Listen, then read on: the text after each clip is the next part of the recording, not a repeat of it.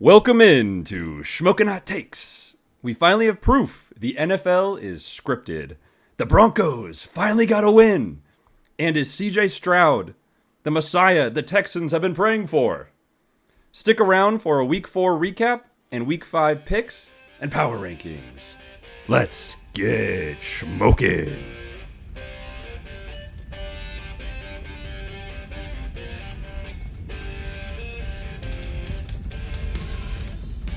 Schmokin'. Shmokin'. Schmokin'. Is Prophet J the Antichrist? Whoa. Okay, hold on. Let's not go there quite yet. Welcome in, everybody. I don't know, man. Welcome into Shmokin Hot Takes. I am Prophet J. I am not the Antichrist. And I'm here with Coop and Heyo. C-Dubs. I'm back. C-Dubs, what's up? Doing well, ready to come in, and I may not replace K-Dog, but I will do my best. He's back after a hot betting week. Hot betting weekend. The money's in the pocket now, boys. We went to the table with my eyes closed, and I said, "Tell them to bring me my money." Yeah. I thought the money was in the next to the VIP Dog, section. this is all over my head right now. I don't know what you're trying to go I don't know what you're talking about, to be fair. Do you not listen to your own intro? Oh, Give me a you mean Winn-Dixie from the bag song? You right mean next from to the the song. VIP section. Okay. Come my on, bad. man. That's such an obscure reference, though. I was like, is there a movie? Is there some kind of a thing? It's your own episode, bro. Yeah. Okay. Well, it's in my bag. That's all you need to know. Hey, cut, oh, and man. we're recording again. Sorry, smokers. We all know that guys only listen to the beat. It's like girls who listen to the lyrics and stuff. So I don't even know that stuff, man. But today it's October 3rd. It's Tuesday. We're in October. It's spooky season. Spooky. Start your scary terries. Start your scary terries. Get ready. The snow is coming for your Derrick Henrys. But before we jump in any further, make sure to like, follow, subscribe, check out the Insta, check out the X. The X has been hot lately. It's been hot. We got some great memes, some great takes. We've been ranting. Don't even get me started on Sunday Night Football. Woo! Oh boy. Yeah, we'll get there. Don't you worry, people. We'll get there. Yeah, a lot of good content. Coop's got the great stuff going on Instagram too. I'm trying. We found he's got this sweet, really nice and pleasing to the eye font, like the pixel font. Oh yeah. Kind of reminds you of like a 1990s, 2000s Game Boy game. Oh yeah, dude. I don't know. I just love it. It's great. You like that? I think the people love it too because we got, it's kind of blowing up. 20 people or so. Yeah. Blowing up in the context of our small podcast right now. That's right. And thank you to whoever was the 20th reviewer on Spotify. Here we go. They bumped us up to 4.9, so let's go. I got a Shout out to $20. you, I got a $20 bill coming your way. Ooh. Just wait until we hit 30. Then guess what? Then You got a $30 bill. A $300 bill. And you might get to be a special guest on the pod. Ooh. Yeah, which is something we were actually talking about earlier. So if anybody if you have a particular take or your team's got a big game coming up, maybe hit us up and we'll see if we can slide you in. Yeah, let us know. It's a fat maybe. Right. I just want somebody in here arguing with K-Dog about the Cowboys. That's all. Hey, we're gonna soon. We're getting a pretty fat head after watching the Hawks. I know. Week over week, know. we're starting to be. I don't know. We're Man, I muzzle might be biased. getting a little more arrogant. Yeah. Yeah, it was a fun game last night. But yeah, let's get into week 4. Week 4 action. We already discussed Thursday night, kind of scuffed. Yeah. We don't need to talk about it any more than that. But Does kicked it C-Dubs off have anything to say about Sunday that morning. before we get it? before we The Thursday night, look, man. I'm gonna plead the fifth on that one. There's some mistakes All right, happen. that's We're not enough. perfect. No. Yeah. No. It wasn't the game wasn't interesting enough to even really No. warrant a 10-minute episode on. Although we did make it was pretty good. I feel like we had some good content there. We always make it Yeah, entertaining. it always regardless yeah, of the even if the regardless of how game is game's ass. played. Actually, the True. more ass, usually the more entertaining. Oh. Yeah, I'll drink to that. Pause. Oh, okay. All right. Let's go to the 6:30 Pacific Standard Time. Right at church time, a little early church, I guess. Falcons Jags across the pond. Yep. In the UK, London. Yeah. I swear the Jags are just going to move to London at this point. I got to be honest. Here, guys. I told the people I was going to watch this game, and I didn't. I did not watch this game. I'll tell you why. Did you sleep through your clock? Because we were out until like 3 a.m. singing our hearts out. Who was out? Singing our hearts out. Who was out? I don't want to expose them. Might have been someone else in this podcast too. Hey, well, I was up for that game. I was up for that game, so I don't know. I was unwell. I didn't watch it. But it looked to be quite a fun one. We had the Toy Story game. That was fun. You want to know how long I watched that? About 30 seconds. It was that bad, huh? And then I was like, all right, I need to watch some like real life football. I enjoyed when someone would make a breakaway play and they would put the flames on their shoes. Yeah. But I saw clips of that. That was about it. That, and then they had like the slinky dog be the yardsticks. So that was kind of cool. But yeah, I just watched. I mean, this wasn't made for us. So No. Here's the problem: is you gotta implement that kind of technology when you have two decent quarterbacks or two decent offenses in the game. You can't really implement that when you have a guy who really can't like connect with his wide receivers. Yeah, honestly, and though, we're talking about I Desmond think Ridder here. It probably would have been a lot more glitching out if They're like, two gunslingers were in there, bro. we got to find the guy who would've can't crashed. connect so he can make this work.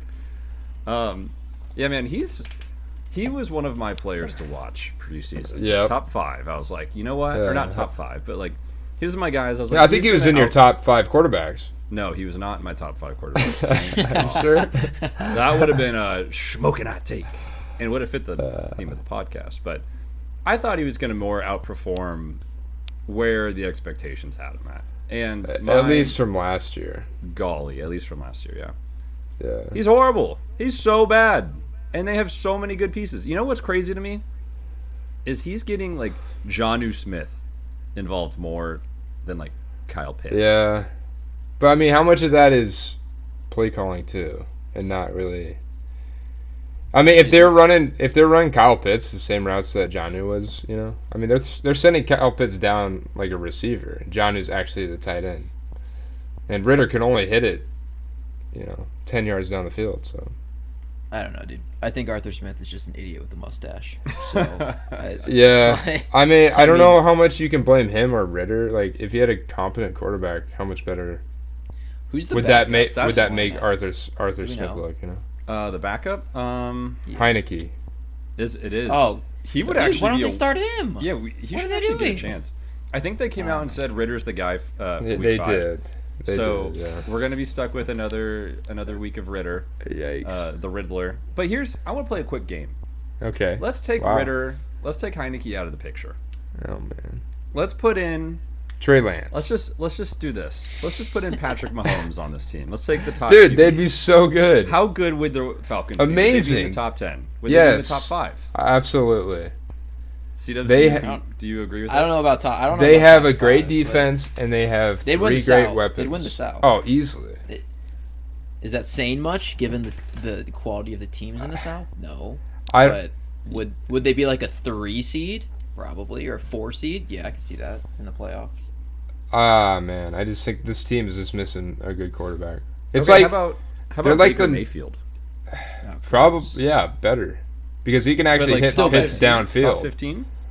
Yeah, I'd give him that. I mean, Buccaneers right now are top 15, and they're basically the same team without a better quarterback. Don't remind me, fraudulent. I want to go. Well, how about Dak Prescott?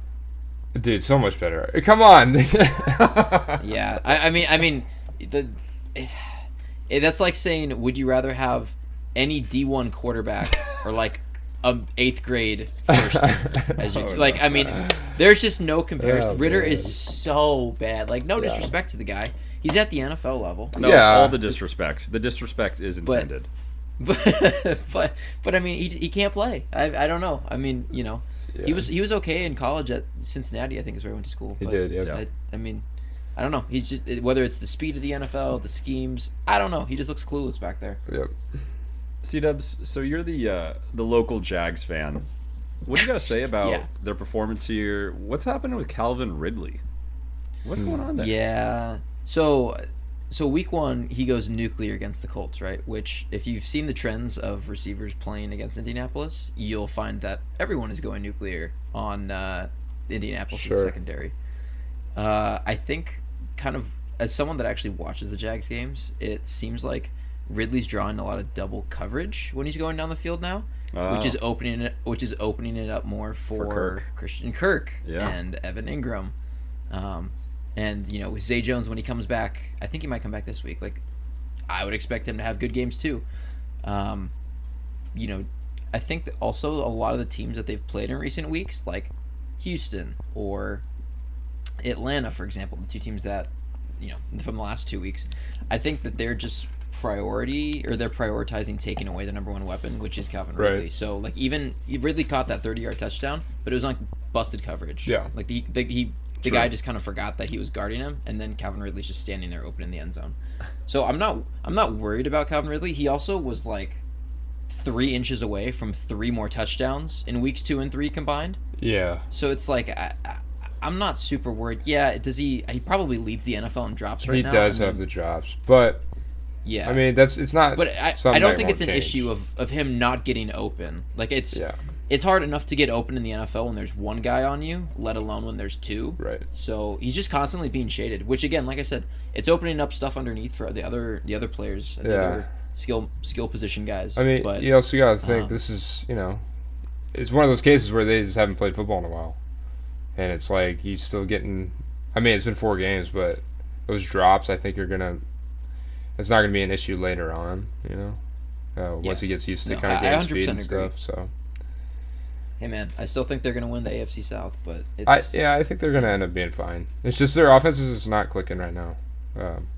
Yeah, and it will. It's the NFL, man. Yeah. It's really rare that you play well every single week in the NFL. Right. Like stuff happens. Yeah, agreed. It's kind of wild. Jags are staying in London too, playing next week in London, back to back. Kind of odd. Interesting. But, it is odd. Well, so for context on that, their owner, Shad Khan, he owns one of the soccer clubs over in London, Fulham Football Club. So that's like why there's such a big connection to Jacksonville always playing in London, is because Khan has those ties over there. Gotcha. But yes, definitely kind of weird. 2 weeks in a row. How painful for you was it calling them a football or a soccer club versus a football club right there? Dude, it hurt. I'm not gonna For the lie. people as out someone who religiously follows the Premier League, it hurt. But when in Rome, do as the Romans. He even called it Premier League, not Premier. So he's got the full Premier League. Fully, Premier League, lad. Fully deep. All right, what I called the game of the week, and Coop called me the Antichrist, or the, and I'm kind of starting to think I'm the anti-prophet, and here's why. So Bills ass blasted the Dolphins 48-20, and here's why I'm the anti-prophet. Last week in my power ranking, or 2 weeks ago in my power rankings, I put the Cowboys at 1. Guess who they lost to? The Cardinals. The freaking Cardinals. Oh yeah. I put the Dolphins at 1, and guess who they just lost to? They just got destroyed The Cardinals. by the Bills. Oh. Who's at number 1 this week? I don't want to know. Oh boy. I could only guess right now.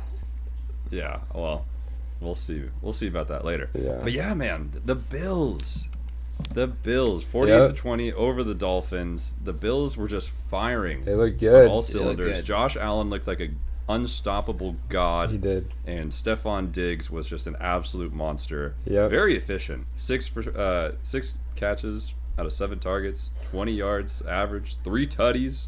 Right. Dude, he had that one that was nuts. Like, he caught it on like a comeback route, and then he did like 2 or 3 spin moves, got out of the defender's arms, like nuts. Ran all the way like 50 yards. Yeah, man. Dude's crazy.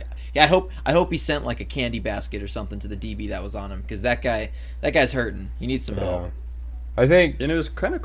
Oh, go ahead. Go ahead, Coop. Well, you go ahead. I was just gonna say, for me, like the crazy part of this game was this 70-point last week Dolphins offense just absolutely getting shut down. I mean, Tyreek, 3 catches, 58 yards. Waddle, 4 catches, 46 yards. Yeah. Tua, the quietest we've seen him, and Tua still had a reasonable day. He was 25 for 35, a tutty. He did throw a pick, but he had 282 yards. That's not a bad day overall. But they just couldn't get it going in the passing game very much, and really they were just relying on Achane, who even then he had 8 rushes but 101 yards. Yeah, he looked good. 2 tutties. I think this is mostly just kind of a tale of 2 defenses. Like, we know both these teams have high-powered offenses, but as much as we wanted to put Miami at number 1, some of us did.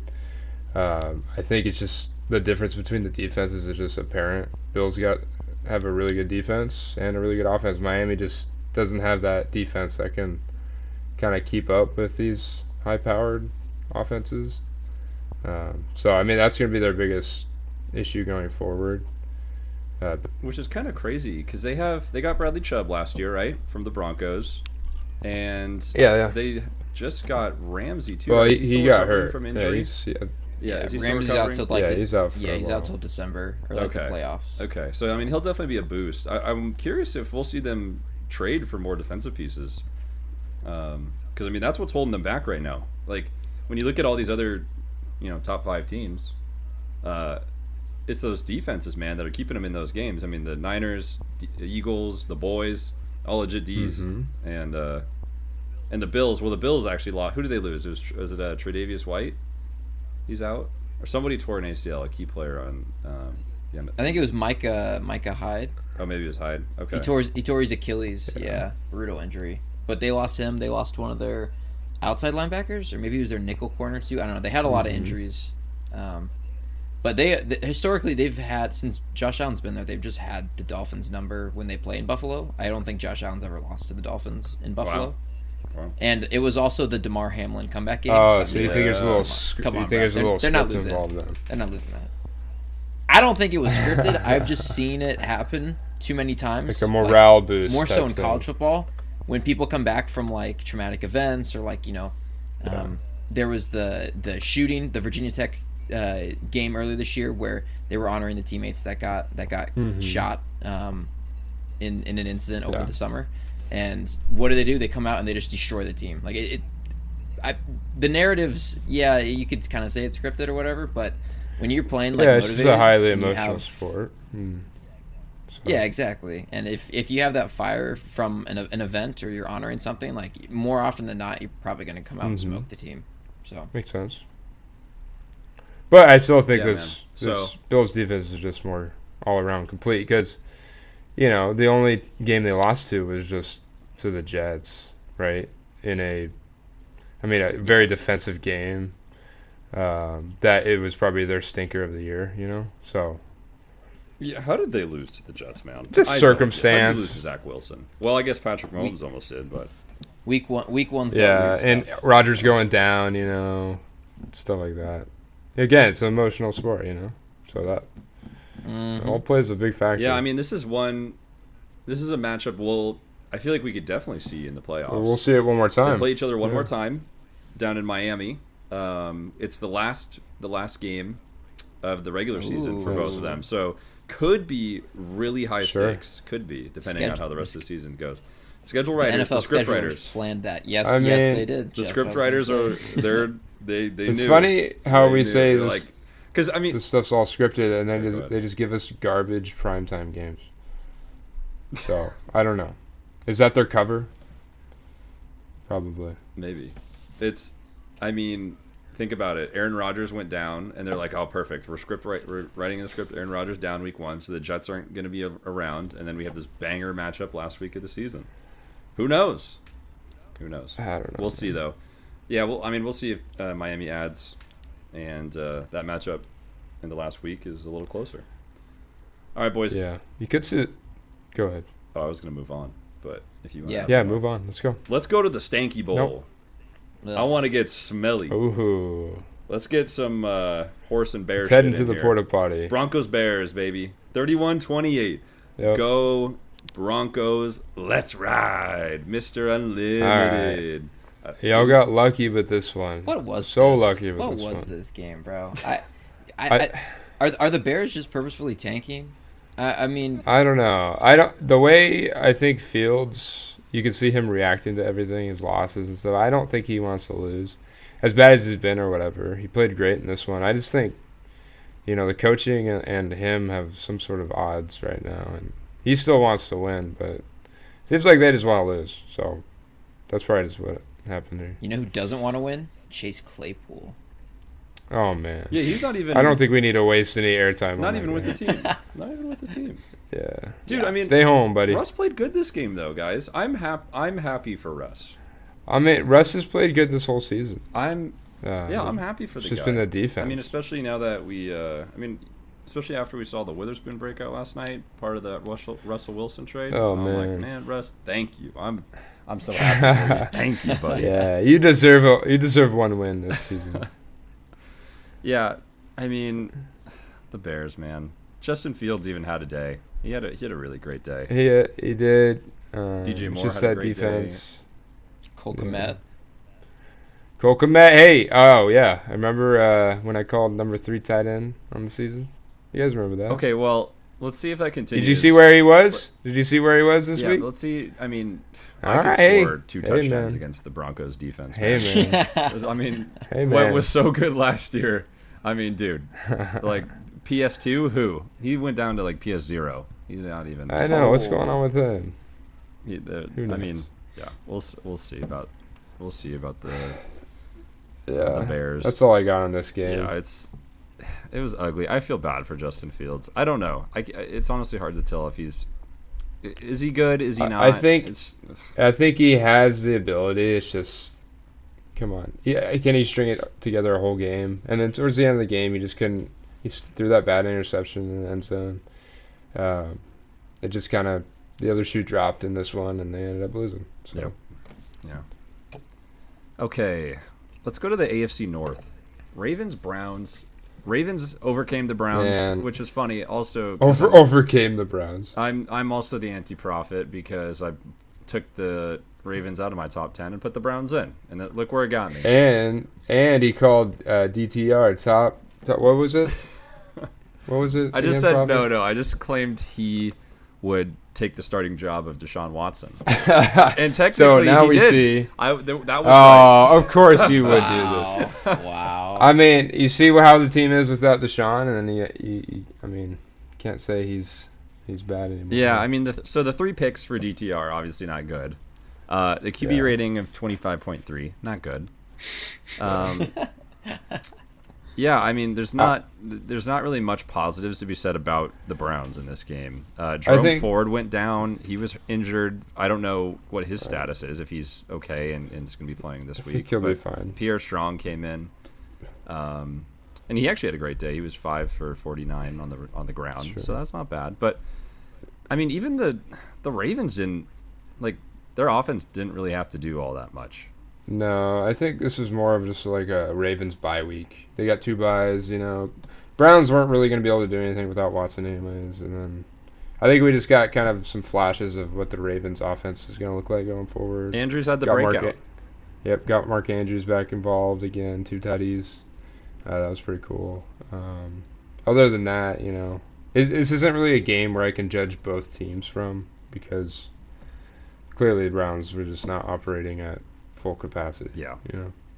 And as good as their defense is, if their offense just keeps turning over the ball, yeah, they're gonna be exhausted. There's no way you can keep up. Especially, like, I mean, you got to be running all over the place to catch. Just with how much the Ravens rush the ball. I mean, right.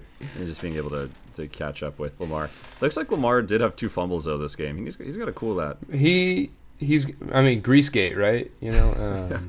There's just a lot of fumbles. That's a Vikings thing, not a Ravens thing.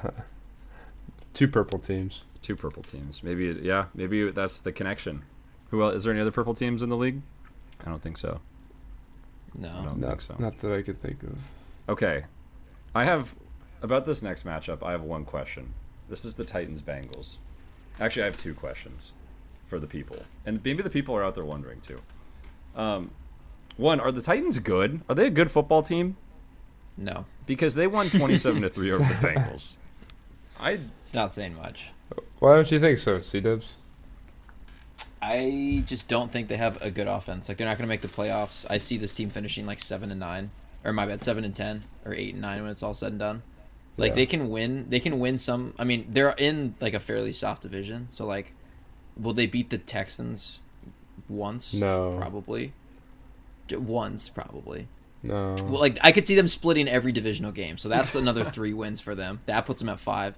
But like, is that team? Can that team keep up with any functioning offense? No. No. With that receiving defense. Oh my God. Yeah, dude, they're like a pass funnel defense in a passing league. It's like the worst combination you could have. I'd rather be super strong in the back end and just get like gouged by the run or take my chances that something's gonna happen. But it's like with all the quarterbacks that are out there today, you're just asking for them to pick you apart. Put Desmond Ritter against these guys, and he's looking. Okay, well, I don't know. Maybe that's the cure. Desmond Ritter's the cure.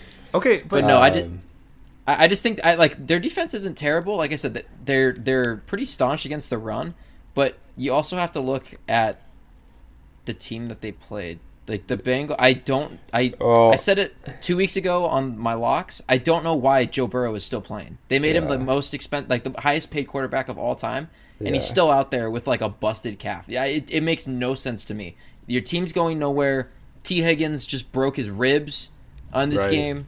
That's a tough injury. Like catching the ball in the NFL is probably frightening enough. Having DBs like flying at you, let alone with broken ribs, that doesn't seem like a good combo. So he's probably going to be sitting. And it's not like the Bengals' defense is horrible, but they're out there 24/7 because their offense is anemic. They can't do anything. They can't move the ball. Like it's sad to watch because like the Bengals were always a fun team the last couple of years. Yeah, you know how good they are. It's just they aren't right now. You know, it's a lot to do with that O-line.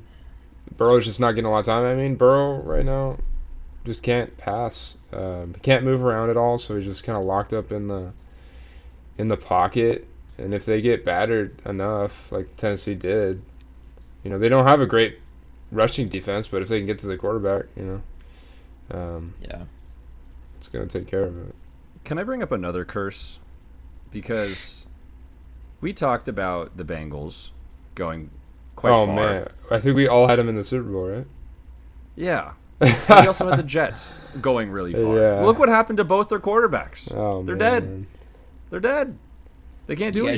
You should have picked the Bears. You should have just picked all the teams that we should have picked the Niners. That's who we should have picked. Yeah, and the Cowboys. That's Seahawks fans. Oh, man.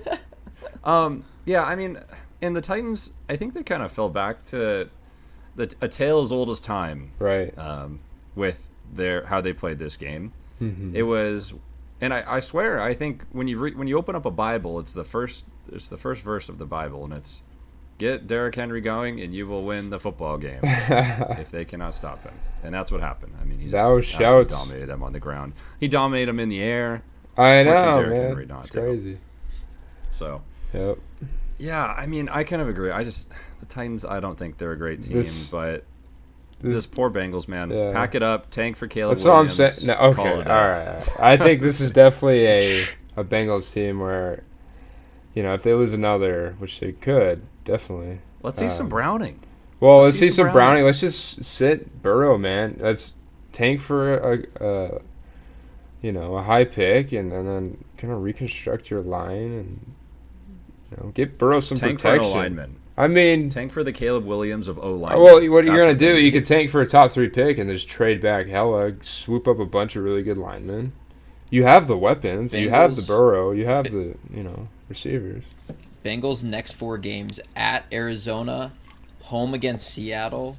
They have a bye, then they play at San Francisco, and then they host Buffalo. That's easily an 0-4 record right there. Like, woof. I don't think they win any of those games. With their little sneak peek of my next 4 weeks picks of the Bengals, but I agree. Yeah. Good luck.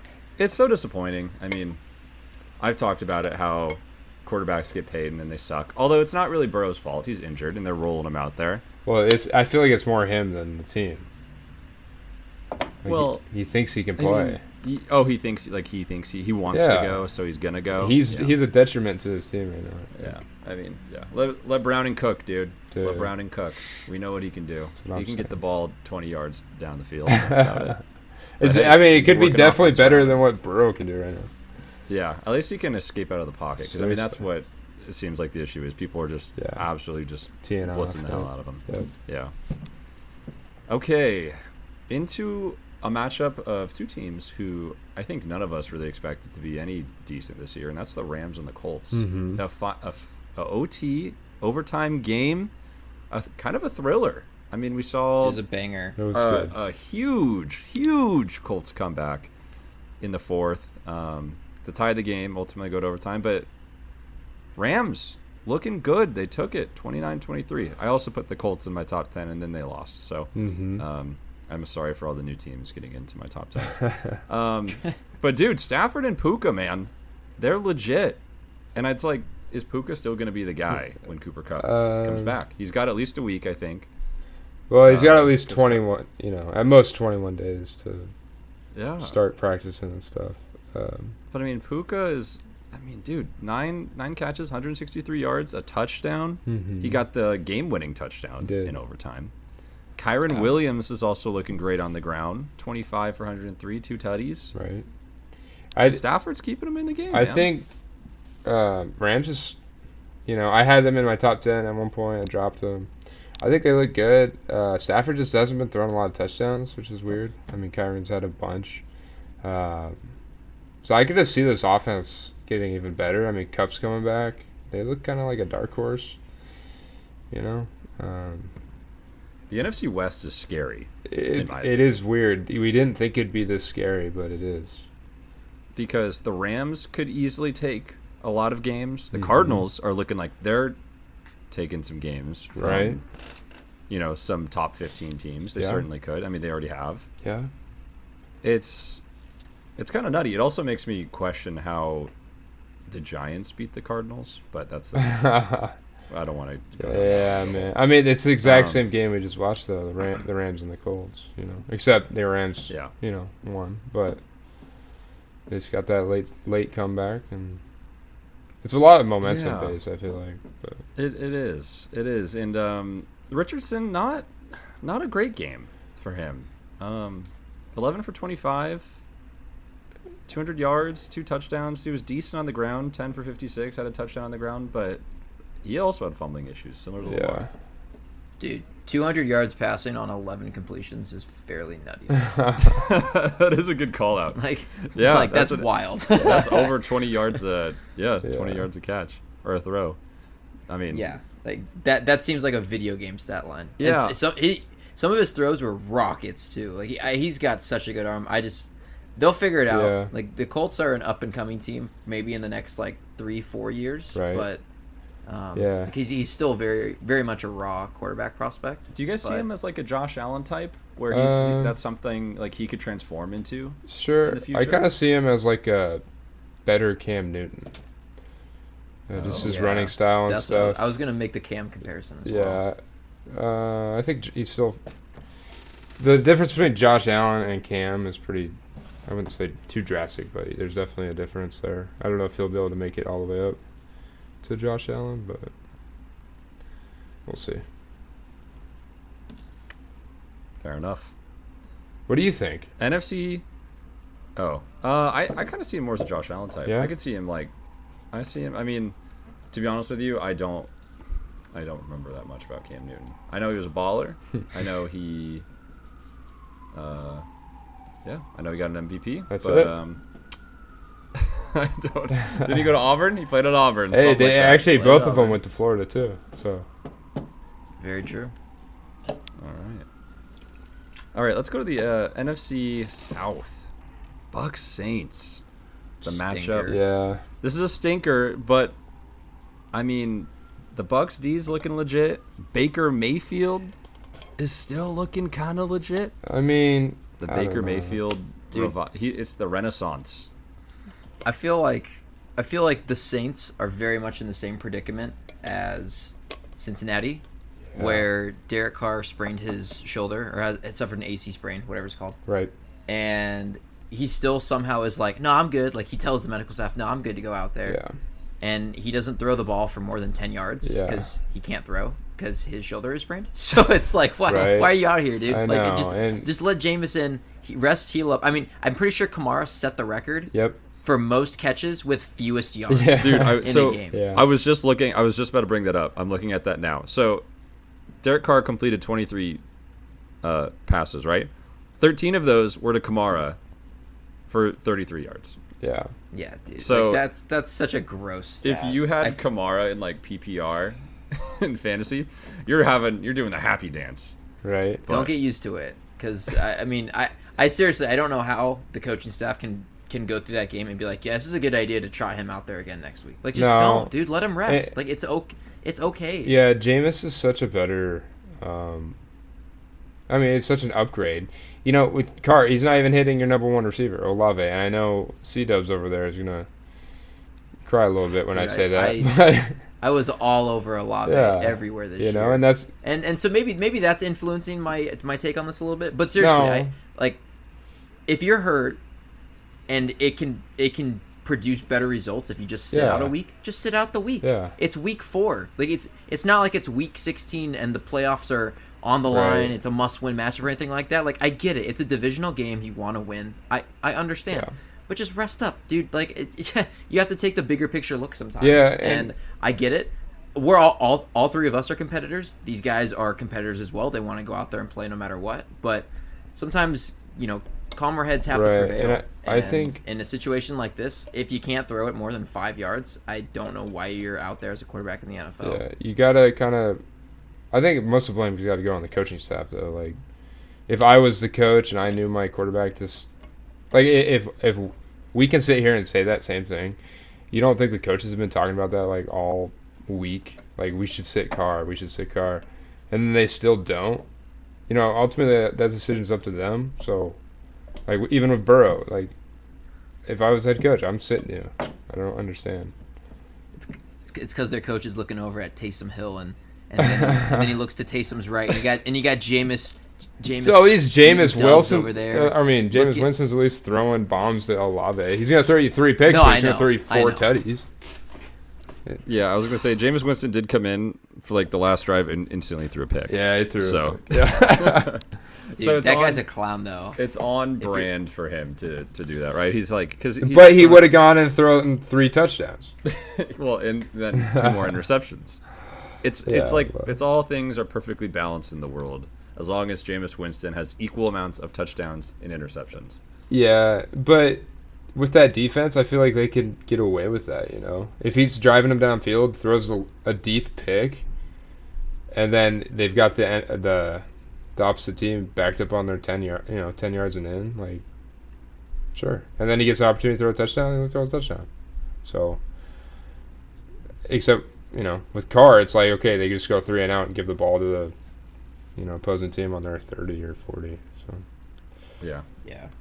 I mean, hey. Only other thing I'll add for Tampa Bay is just Mike Evans hurt his hammy like he does Ooh, every year. yeah. So well, they do have a bye this week. No, he hurts it every year, but they yeah, have a bye but this week. he still plays 15, 16 games. No, I know. I'm just saying he's All always right. questionable with the hammy injury. But he's getting an Recency MRI bias. on it this week, so he might be he could be missing time. Don't know, but They should sit him.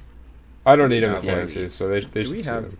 synthetic hamstrings or anything? Like, is there things that, like, can we get those replaced? Like, he's got to have the money to do it. So Probably. where are we at? That and Achilles, man. Both those things, we got to get those replaced. I mean, they have More- ACLs getting. That technology is really good now. Yeah, get them more stretchy.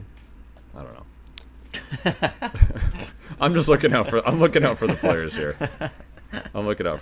here. I'm just realizing how many different interdivision matchups we had. Yeah. Another one, Commanders Eagles. The Eagles overcame in overtime, 34-31. Good game. And this was almost like a Sam Howell. Do I dare call it like a breakout game? Because he looked pretty. I don't know, man. He looked pretty good. The Commanders. I Looked good. think the word breakout gets thrown around too much. What would you consider a breakout? Just let him play. I mean, it's not. Is it because he played so ass the last week and threw 4 picks that you're saying this is a breakout? Yeah. Like, I mean, he played the Eagles, which we just saw. What I know, they but did to the Dolphins. The Eagles D isn't. They seem good, but I feel like they're actually low key not. They're kind of middle of the pack. Wow. So their secondary is totally banged up. Yeah. So and Sam Howell throwing for 300 is like, it's crazy because it's Sam Howell, but when you actually look at who is left standing in the secondary, you got like James Bradbury and then 3 traffic cones back there. So like, you're saying Coop could get like 200 yards on these guys? Well, that might be generous. That might be generous. Maybe 20 on a little quick out route receiving or throwing? No. I'm saying you throwing. Oh, I'll get 350. No, I mean it's just he's balling out. You know, AJ Brown. You can't say he's having a breakout game against a kind of mid-tier defense. Like if he did well against the Bills, kept him in that game, which he didn't. That's going to be a breakout game to me. Okay. Dude, he also takes like 30 sacks a game, which I always find hilarious. Oh. He's got to feel banged up. I mean, to be fair, man, the Commanders, like, they've been playing like pretty well. They played the Bears, right? And who was the team they played week 2? Broncos. Oh, the Broncos. Yeah. So, I guess they're they're playing the Bears this Thursday. Oh, they play the Bears. Who did they play week 1 again? I don't remember. But I mean, we haven't really seen him go up. I mean, we saw him go up against the stout defense. Oh, the Cardinals. They played the Cardinals week 1. Okay, so they've been. He's kind of back and forth. I guess we don't really have a full picture on him. I see the potential, though. I guess is what I was. Yeah, I think maybe that's he what does you look want decent. The breakout. I like his scrambling ability. I watched him. I didn't able to catch the whole game, so I watched some clips. Just him run around the pocket, escape, and he looks pretty good there. I think he has a lot of room to grow. I could see him being pretty good. As the seasons go, he's definitely going to be around that team for a while, I think. Yeah, he seems like he could be the guy that at least is a little more consistent with them. Yeah, I think the interesting kind of storyline with this game is just the Eagles in general as a team, as a whole team, which is I feel as if they should have had no business being this, like, going into overtime against the Commanders, even being this close, like only winning by a field goal. No, like nobody even won with a touchdown. Like the stupid overtime rules where you just score a touchdown and you win. You go, ha, you didn't get a chance, you losers. But I mean, it's kind of frustrating for me because I see the Eagles I see their potential. The defense is banged up, as C-Dub said, but I mean they have so many great weapons on offense, and it just feels like this could be a much better team. And this is a team that I called to go to the Super Bowl, and right now they're not looking like it. I mean, I don't know. Some might say the boys are better than the Eagles right now. It's some. Yeah, I'm not saying who. Some might say that. I mean, we'll get into this later because I have things to say. But yeah, I think the Eagles. Jalen doesn't look. I called him MVP this year. He doesn't look like an MVP player this year. He's just not making. He's making really good throws, just not as much as I was hoping. I don't know. The offense just looks kind of lethargic sometimes. I mean, AJ Brown's still a beast. AJ Brown's looking great. I mean, ever since they were beefing, everyone was saying they weren't beefing, and we all know it's the targets. We all know it is. Sad to my Smith. It sucks because, speaking just strictly fantasy here, I love Devonta Smith and I love AJ Brown, but it's really hard. I feel like in a fantasy world to get both those guys really good days. So it's like you're almost flipping a coin. Like you'll get a decent day out of either one of them for like fantasy sakes, but it's like you're kind of flipping a coin on who really has like, the big offensive day, and so it's always a little sketchy in my mind, like having to play with these guys. I don't like think you're never gonna bench them, but it's tough. I don't think it's totally fair. There hasn't been one matchup where, if we're still speaking fantasy here, like I have each of the two duos that I think are the best duos. I have one of Tyreek and Waddle, and then AJ Brown, Smith, and you don't see where you haven't seen a game yet where both those guys have gone off. It's usually just been kind of one or the other. I mean, Waddle hasn't really done it yet, but like, when are we gonna see a game where just those duos just light a fire and just go off? Yeah. You would expect it from the Dolphins, but we saw 2 running backs go off, which is just kind of weird. It's been a lot of Tyreek, not so much Waddle. Yeah. So. No, the only thing I would say with the Philly offense is when teams make the Super Bowl, not even necessarily win, but when they make the Super Bowl, usually their coaching staff is getting poached left and right, which happened on both sides of the ball for the Eagles. Yeah. So it's not to say like, oh yeah, they're they'll be back to normal and firing all cylinders. No, like, it's a different scheme and everything. Yeah, it's kind of similar, but it does have its differences. Sure. So, maybe they're still getting used to that. Maybe they just won't get used to it. I don't know, but it's a good point. And then to the point of getting into fights with your quarterback, if you're a defensive coordinator and you happen to stumble upon this podcast, if the alpha receiver on the opposite team is in the media yelling for targets, triple team him the next week. Did you listen to the podcast last week? I did, yeah. Oh, so you just said the same exact thing I just said, C-dubs. Yeah, but guess what? It's good to repeat it. Because what if someone didn't listen to the podcast last week? Oh, man. No. I'm just waiting until it happens to like DK, and then DK just like decides I'm gonna sit out for the rest of the season because he's the biggest damn drama queen on the planet. Yeah. On that note, to the next game. To the next one. Right. I don't really want to even talk about this one. This is like, we called the Broncos Bears the Stinker Bowl. I kind of call this the Stinker Bowl, Vikings Panthers. I mean, I kind of expected more of a blowout here. 21-13 Vikings over the Panthers. I thought the Vikings would have done a lot better.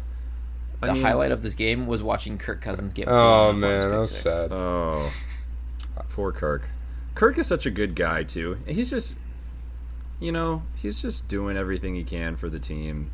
Well, to an extent, but I feel like he just gets beat up so often. Yeah. Even Bryce Young got beat up this game too. He got hit 5 times, 5 sacks. But yeah, Kirk it was not a big offensive game. We've seen Kirk Cousins like throwing quite a bit, really stacking up kind of high touchdowns, high yards, and only had 139 yards this game. Justin Jefferson had the only 2 touchdowns. And yeah, it was. Honestly, I don't know what else there is really to say about this game. Yeah. Adam Thielen still continues to be pretty darn good. Miles Sanders, I don't know what happened to him, but 13 for 19 didn't really do much. Vikings have a defense. I think he's hurt. Is he hurt? He was a little hurt, but it's tough to run on the Vikings still. Yeah, not a lot to say. Quiet day. Yeah, it's just Vikings. I think they're going to be pretty decent, going forward. But it's just like one of those offenses that just hasn't. They've been putting up points, but I don't think they've been performing to their capabilities. The defense wasn't there when they did. Yeah, and the defense just hasn't been there. Carolina Panthers, man, they're not taking for Williams. That's all I'll say. They're taking for somebody else. So. Yeah, they don't. Marvin Harrison Jr. I don't know if I needed to spell that out for you guys. Do you guys think it was like a pretty huge whiff to do Young over Stroud now that we're like a month into the season? I've been saying that the whole like it's going to be a big, like they're going to look back 5 years from now, or like and they're going to be like, whoa. I could see Young still being fine. I just think Stroud's is getting there a lot faster. I was going to say, you have to look at the tools. The news broke today that Carolina is trying to trade for a number 1 wide receiver, which is ironic since they gave DJ Moore away. And I don't think DJ Moore's a wide receiver 1, but he's certainly better than like the aging corpse of Thielen, which Thielen's balling out. Yeah, he's looked good. Like, Thielen, Terrence Marshall, DJ Chark, like they're just kind of Mingo. Yeah. Like they're just kind of Jags, like just another guy. Yeah. So, go get Adams. I think. Dude, I love Devontae Adams. I love Devontae Adams. But, it's not to say, like, Houston has bigger names or anything like that, but Houston, their guys are just gelling. Like, they are. Like, it's we'll weird. Man. Yeah, we will. We'll get to them. We can move to the... You guys want to move to... Let's just move to them. Yeah, dude. No one cares about this. I could gush about these guys. Yeah, dude, the Texans, man. All right, I just want to toot my horn a little bit. I've been saying my them and the Colts, God. which I still think this is true with the Colts. Yeah. But I was like, both solid teams, both have the opportunity to go 500. I think the Texans could maybe do. I better think, than yeah, 500. I agree. I do like them. Everything. It seems like everything's clicking right now. CJ Stroud looking good. I mean, we were talking about high efficiency for Richardson with the 11 for like 200. Stroud was 16 for 306. Yep. Perhaps. I know. That's nuts. kind of ridiculous. Yeah, he looks. That's ridiculous. He had 2 tutties. Dameon Pierce is getting big He looked loads good. and not really doing. a Well, lot he with looked them. good that But, game. I mean, I think. he wasn't as efficient. Well, I mean, he had 20-something for 80. It wasn't like his earlier games. Yeah. And I think it's Sure. only going to get better for him. I mean, I'm going to defend him right now because he was one of my guys to watch. You know, people or teams had been kind of keying in on just stopping the run because Houston never really had that passing offense. And now they do. You know, Stroud's throwing for 300-plus yards a game. They have to respect that, back off the box. I've been talking to Steve Does about the same thing. I think Pierce is going to be able to kind of get going as they cross into. And you've been talking Stroud up for a while, to be fair. Yeah, so that yeah. you do deserve credit there. Like Sure. you haven't specifically been talking up the Texans, more just Stroud. Like he's good. Right. He's a guy. Yeah. He can do things. Mm-hmm. And it's pretty cool too. I mean, a lot of these. I mean, this could be a sneaky top 10 wide receiver core. Maybe this might be a hot Yeah, take. no, I like But it. Nico Collins, Tank Dell, they're. But I think you have to pretty give solid. the They need a QB, third. you know, a lot of that. Robert Woods. Robert was. Oh yeah, Robert, Bobby Trees, baby. Bobby Trees. Yeah, and then you also kind of got to talk about that defense. When a defensive coordinator becomes a head coach, I mean, you kind of usually see the defense of a team get better as a whole. Same thing happened to the Jets when Saleh went over there. So, you know, who was it? D'Amico Ryan. He's done a good thing over there, and Will Anderson. You know, so I think everything about that team has just kind of changed from the team you saw in the last 5 years. So you can't be sleeping on the Texans no more. So. No, dude. I mean, now that Watson's gone and they had the Davis Mills dark era. Oh man. It's like, I mean, and even Davis Mills, people love to shit on him. I don't. I mean, yeah, he wasn't great, but he kept him in. He got him to while. a top pick, and that turned out to be Stroud. Yeah, So yeah, and that's give him now some love. He's back up, right? But yeah, absolutely. The one thing I'll say, I don't know if Will Anderson just hasn't really been getting a whole lot of at least hype or media attention, or I just haven't really heard a whole lot about him of late. I don't know if you guys have, but Not necessarily, but curious to I see still think. when he starts kind of firing on full cylinders, you know, what he's going to look Yeah. like. But let's talk about the Steelers. Nah, So I'm Pickett- good, bro. He got injured during this game, and we got to see the emergence of Mitch Trubisky. Thanks. Trubisky, however the hell you say his last name. And I don't know, do we have an update on Pickett's injury, if he's going to be out for a meaningful amount of time? I don't know. So I think it's a bone bruise. Okay. And I think they said he's questionable to play this week. What I'm saying is it doesn't matter if he's questionable to play this Yeah, week. they're That team's a bad. dumpster Yeah. fire. They're Like so the bad. the weird thing is Tomlin's got that record where he always goes better Yeah, than he's 500 never- or like he's never had a season worse than 500. I Right. think it is. So is this the year that ends? It's Don't know. gotta I be. thought it was yeah. last year. And guess Gotta what? be. They managed to do know. it last year. So it's like Tomlin is like, this isn't related to the game, but I feel like Tomlin's probably like the number 2 coach in the NFL or 3 coach. Like he's so definitely up underrated, there, yeah. but he's been there for, dude. He's probably been their coach for 15, 16 Yeah, years now. something like that. Won the Super Bowl. Like he just consistently wins with, like he won with the noodle arm of Roethlisberger for like 3 years after Roethlisberger should have retired. He managed to do it last year. They have 2 wins this year. Don't know how, Yeah. but you know he manages to just get it done. But yeah, right now it looks like they're in a lot of trouble. Their offense they're falling like flies. Absolutely. Freiermuth got hurt. He messed up his hammy. That looked serious. Deontay Johnson is already injured with a hammy Yep. injury. Najee Harris, yikes. He looked decent though. George Pickens, yeah, But it was the Houston I mean, Texans. I feel like all of his To be honest, and All of his yards are coming after contact, and he's being contacted like 2 yards in the backfield every single time. Like I don't think Najee's a bad player. How could you be set up for success when you're in that? Like you're just asking this guy to run through like an army of defenders essentially every single play. There's no holes. There's nothing opened up. These game scripts are so bad for him too. It's like they're not going to give him the ball a lot. And honestly, I think this is like one of his better games of the season. It was. And it wasn't particularly fantastic. No. And Coop, can you remind me who of the podcast hosts were really high on the Steelers? It was me. I'll tell you why. Because 2 of the wide receivers that they have that are injured now, they used to have going into the season. So, that's just what happens when people get hurt. I mean, I can't project injuries, but I can't project Calvin Austin to get 2 touchdowns this week because he's supposed to have 3 during this month, and he has 1 more game to get 2. And, with Pickens gone, he's going to have a lot of opportunities. So, let's see it. I mean, he is kind of the next guy. He is. Absolutely. He's all they have. Him and Allen. Unless you count Allen Robinson are the 1 and 2. No. Who? No. Right? No. Shoot that guy into the sun, bro. Yeah, dude. Man, when people were saying he was with the Bears, right? When people were saying he's going to be so good, he was with the Bears and then the Rams. That was his ceiling, dude. That was his ceiling. Poor Allen Robinson. That's as good as he's going to get. It's only down from here. It's only down. Yeah, but man, I'm excited to watch some more Texans. Me too. I think they're my AFC team. Go Houston. They're fun. I mean, we'll just have to keep seeing how they do. But hopefully Stroud. I mean, Stroud's kind of looking like a front runner right now for Rookie of the Year. So. Yeah. So him and Bijan probably. Did any of us call that? No. Did any of us call that? I don't think so. I don't think so. I should have. Yeah.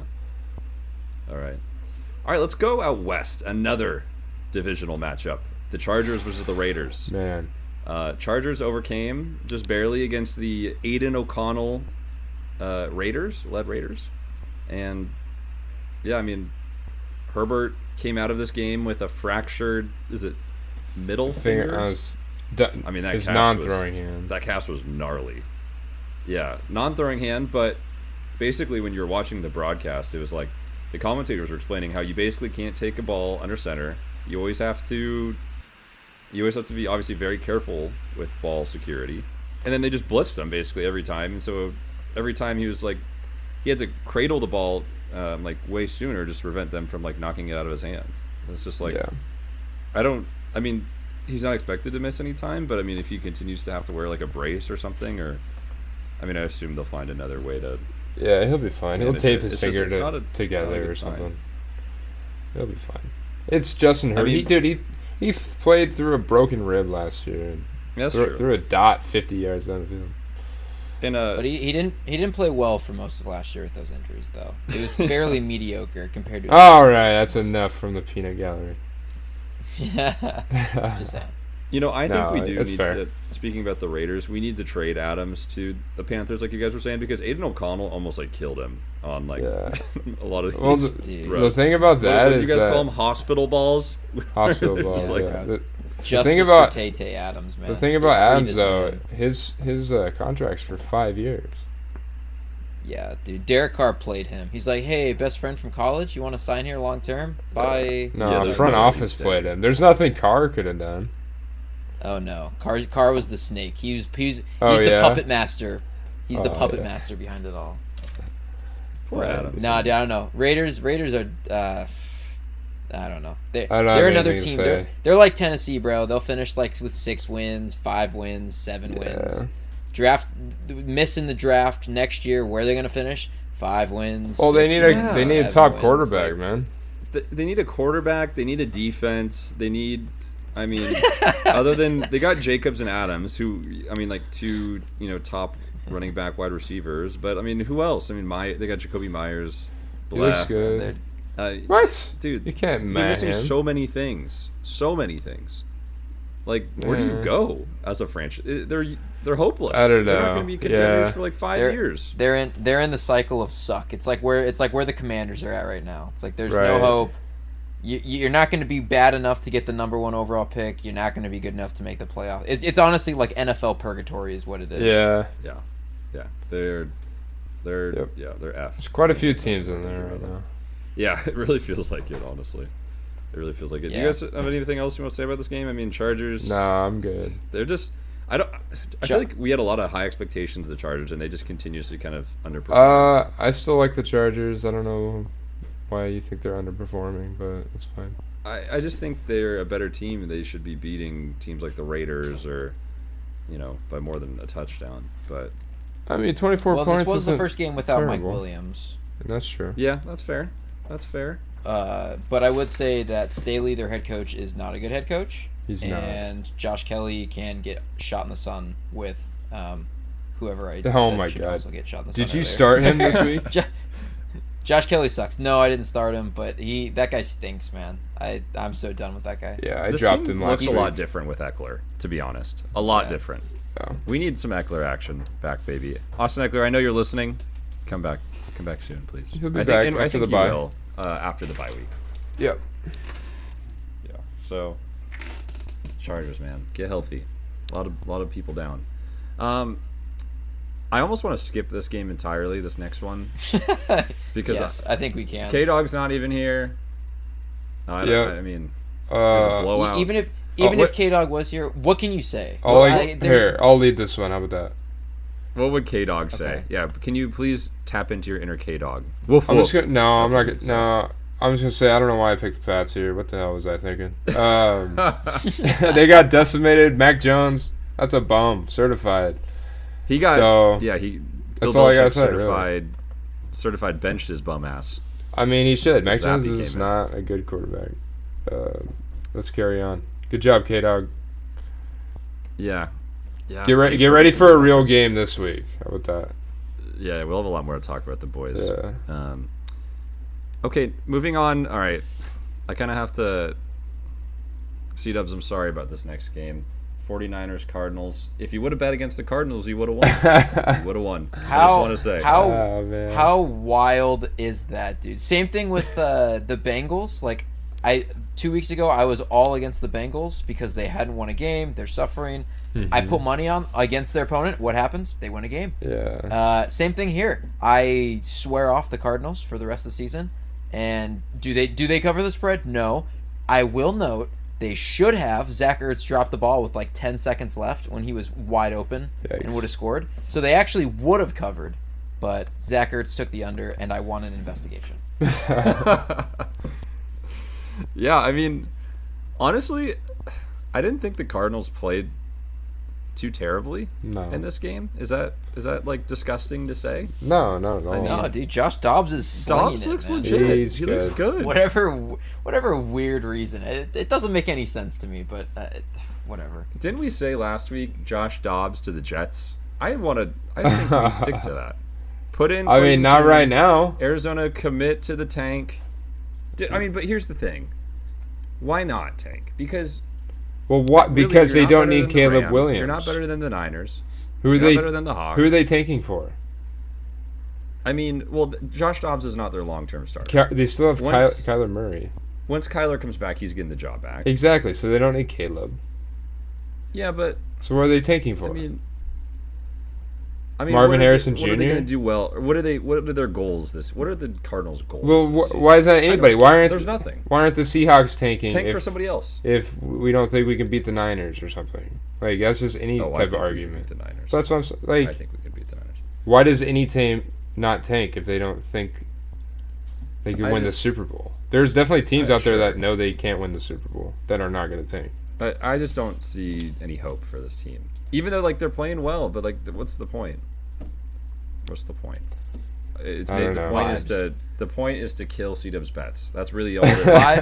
Vibes, paychecks, and stealing my money. That's why the Cardinals exist. I guess. How about Christian McCaffrey?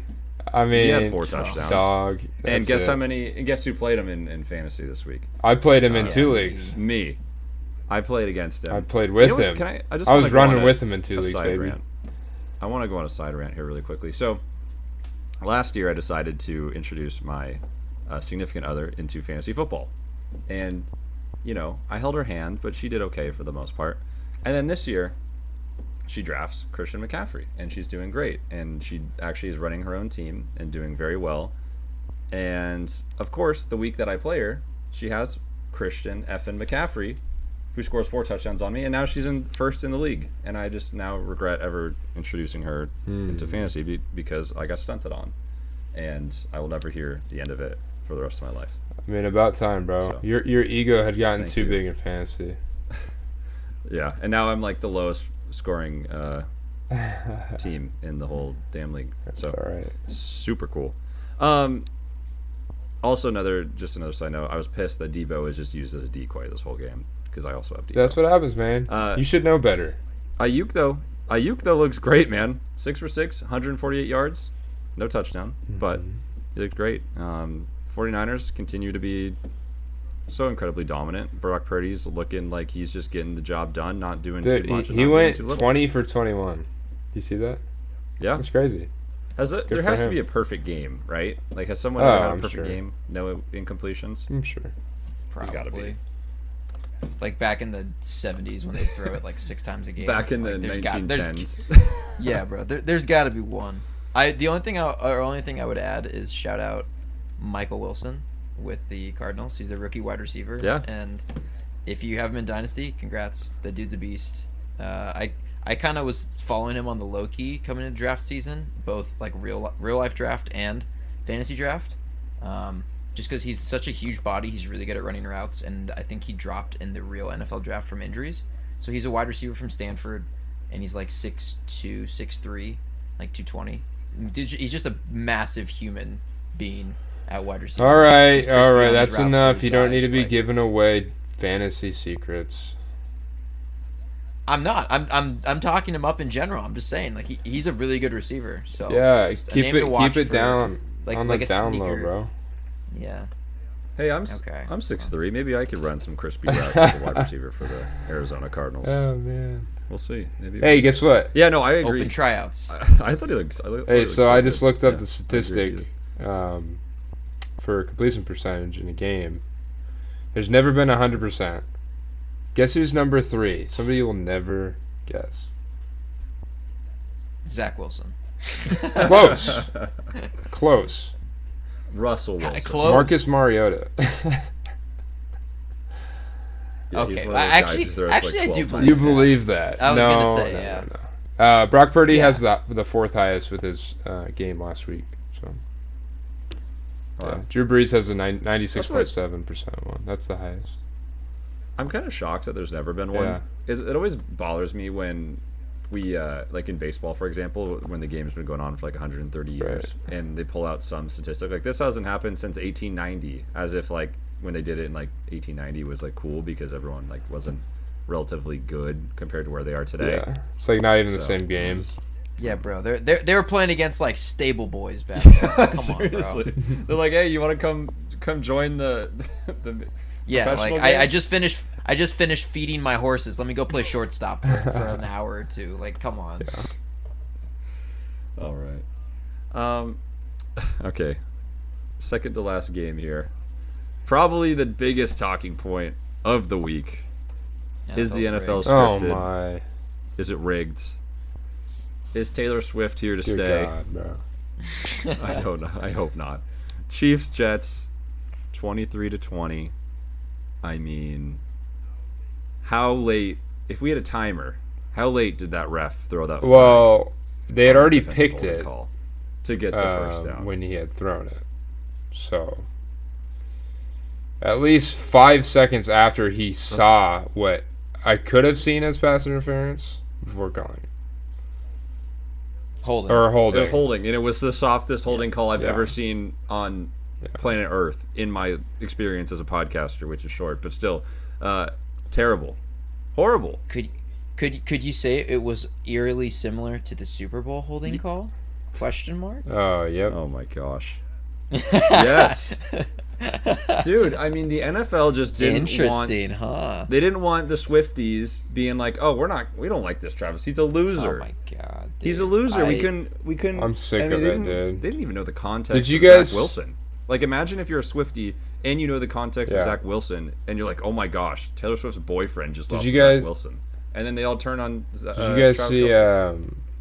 the That should have been a NFL? blessing. I think Instagram page had in their bio 2-0, or the Chiefs are 2-0 as Swifties. Did you guys see that? Oh God. Yeah, and then they quickly took it off when No, with the I was backlash. I was talking with a Swiftie. I was talking with a Swiftie the other day, and she was like, "Yeah, you know, it's crazy that she brought all this fame to Travis Kelce. Like Oh Travis my Kelce was this God. nobody." And I was like, "I know you're saying that to trigger me, Yeah, but it's I got working. Like pretty I'm very triggered when I triggered heard right that. now." It's just ridiculous. It's crazy how quickly this, like, we've all turned. Like, at first it was like, oh, that's cool, Nah. like, you know, hey, good for Kelce, and now it's just like, I've never liked it, bro. it's too much. And I mean, but to be fair though, we did have 2 stars. We had 2 stars on spectating. We had Taylor Swift, and we had Mama Kelce, and both players on, or I should say, one player on each side were, you know, playing for the love of another, and that was Zach Wilson playing for the love of Mama Kelce, and Travis Kelce playing for Taylor Swift. And Zach Wilson had a pretty damn did. good day. He looked Dude, decent. Zach Wilson's about to be their stepfather. Oh, How weird man. is that? Oh, no, that's gross. That's a I know. scary thing to think of. No, but no, dude, kudos to Zach Wilson. I don't think anyone ever in their wildest dreams would have thought he would have played this well in a game. Yeah, neither the NFL Obviously- or the refs. No, but obviously he kind of cost them.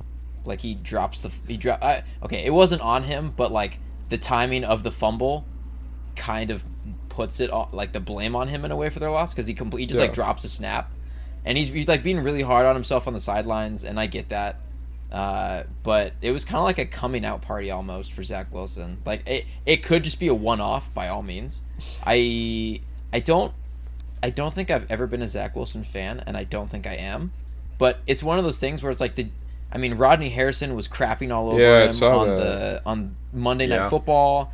Like it just kind of gets ridiculous to the point where you're like, dude, why were y'all picking on Right. this kid so much? Like he's basically our age, and he's just getting He's younger, ridiculed man. 24/7. It's like, dude, you know what? I want to root for that kid. You know what? Like, go get him, Yeah. Zach. Prove the world wrong, type of a thing. Put that chip on your shoulder. Go ball out. Get the Jets in the playoffs, and then get crushed by like a good team. But get him there. You know, have a good season. Have some good games. String some together. Yeah. But he played great. Like, hats off to him. I think it's combined too with like Patrick Mahomes is the NFL golden boy. Everyone's getting tired of this Swifty Travis Kelce narrative, and so everyone was like, for a team, thinking like about a team like the Jets who had no business being in this game. Like, how cool would this be? How funny would this be? What a great storyline this would be. I think it's a better storyline than what the NFL has scripted. I think we need to reevaluate Right. what we're scripting within the NFL, because this would have been awesome if we saw Zach Wilson. I mean, we're empathetic creatures. I agree. We've been shitting on Zach Wilson too much. He's out here trying his best. He's doing what he can. Maybe he's not as talented as a lot of the other guys, but, you know, we want to see him win. We want to see him doing well. So, yeah, and it's interesting to me too. I actually kind of think this is a little bit of a coming out party for Zach Wilson, because the the Chiefs' defense has, in my opinion, been pretty solid up until this game, where they were shutting out what I thought were some pretty decent offenses. And I had even said, like, you know, they're kind of top 15, top 10. After this game, I might be rethinking don't those know, opinions. But it's I think it every was team close, has a but stinker, though. it really shows Like, to me. I think this is just a one-off that's for fair. that defense. It's like it is that narrative. It's just everybody got caught up into this whole game and how the game was heading. You know, like we've been saying, it's an emotional game. I don't think that defense is as bad as they showed that night. So I wouldn't put them down any further. Yeah, That's I fine. might be Go putting ahead. them down, but we'll see.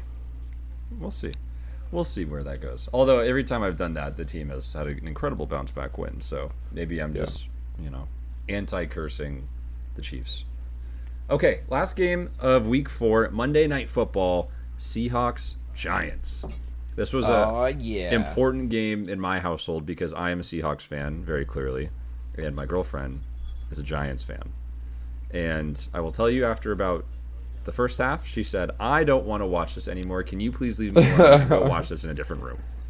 Oh and I my said, goodness. "Nope, we're watching this together." The Seahawks, Yes. 24-3. The scoreboard doesn't really show how dominant this win was, in my opinion.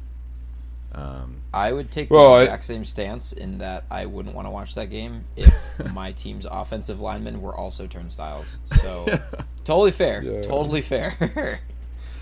I mean, Yeah, I think this is more of just the Seahawks defense. Yeah, kinda, they were like amazing. you're saying, coming out party here. We just kind of clicked everything together, and Dude, and Jamal Adams only saw 8 snaps before he left. Oh. For this yeah, that was sad. That was a Prophet J curse. Yeah, I tweeted actually the Seahawks Twitter. They tweeted out a picture. Welcome back at Prez. Coming back for his first game since week 1 of last season. I tweeted verbatim, "Please stay healthy, Jamal." And yeah, then you're banned. You're banned from Twitter or X. You're not allowed on there. 8 plays in, he You jumped. had an he even dives better one though. head first into the legs of Daniel Jones and gets concussed. What was your other tweet? You had an even better one about this. Oh, what was it? You said, "Shmokin Hot Take, Jamal Adams does not get re-injured." Oh my god. Delete it, dude. Please. I'm surprised it didn't get more Last time you traction. get to talk about the Seahawks. Yeah, I can't talk about the Seahawks on Twitter anymore. Yeah. But dude, Devin Witherspoon, awesome game. Looked great. Two Looked like sacks, a pick 6. How many tackles did he have? Hold on, 6. You know what? He was looking like what do they call him? Little Spoon, right? I think they call him Little Spoon. Kind of like what Jared likes to do in bed. Like be Little Spoon. Sure. Yeah, man, he was on fire. He looked like a defensive rookie of the year. Yeah, he was looking solid. Bobby Wagner had a great day too. I mean, I don't really want to dive into it too much because really, it was all the defense. Gino really didn't have to do all that much. Hey, shout out Drew Lock. The one drive Drew Lock got, he had a good drive. He did. Yeah, I think he's the best backup in the league, definitely.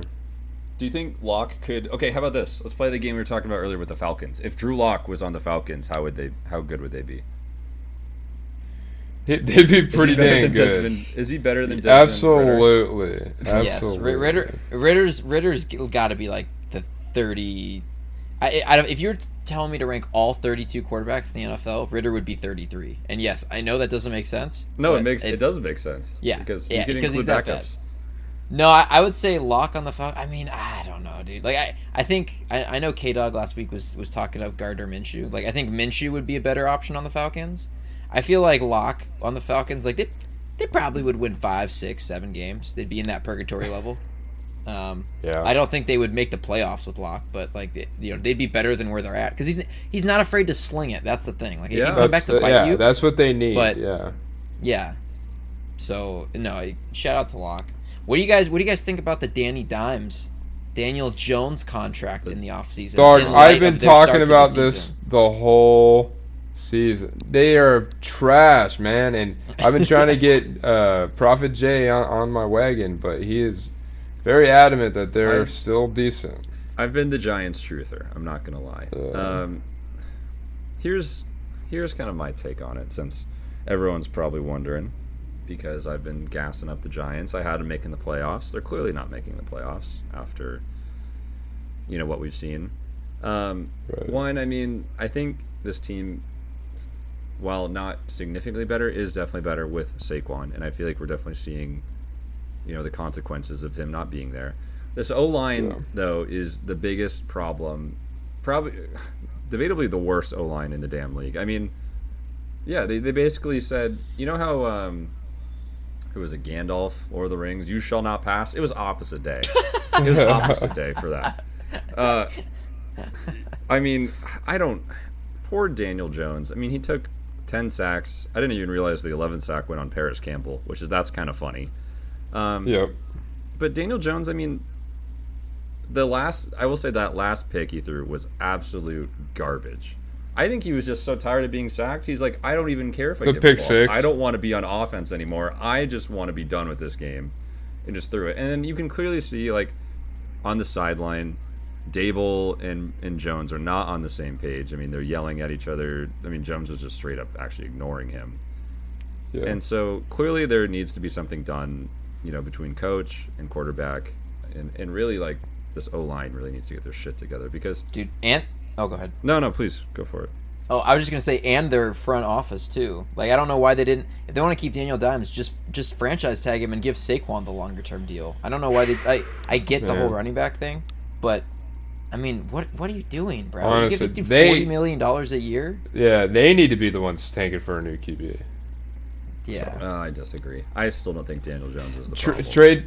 Oh, he can't throw worth crap, man. He can't even run against the Seahawks. Dude, he's got, like, a bottom 5 wide receiver core. Who does he got? Okay, he's still got Waller, and they targeted him 3 times.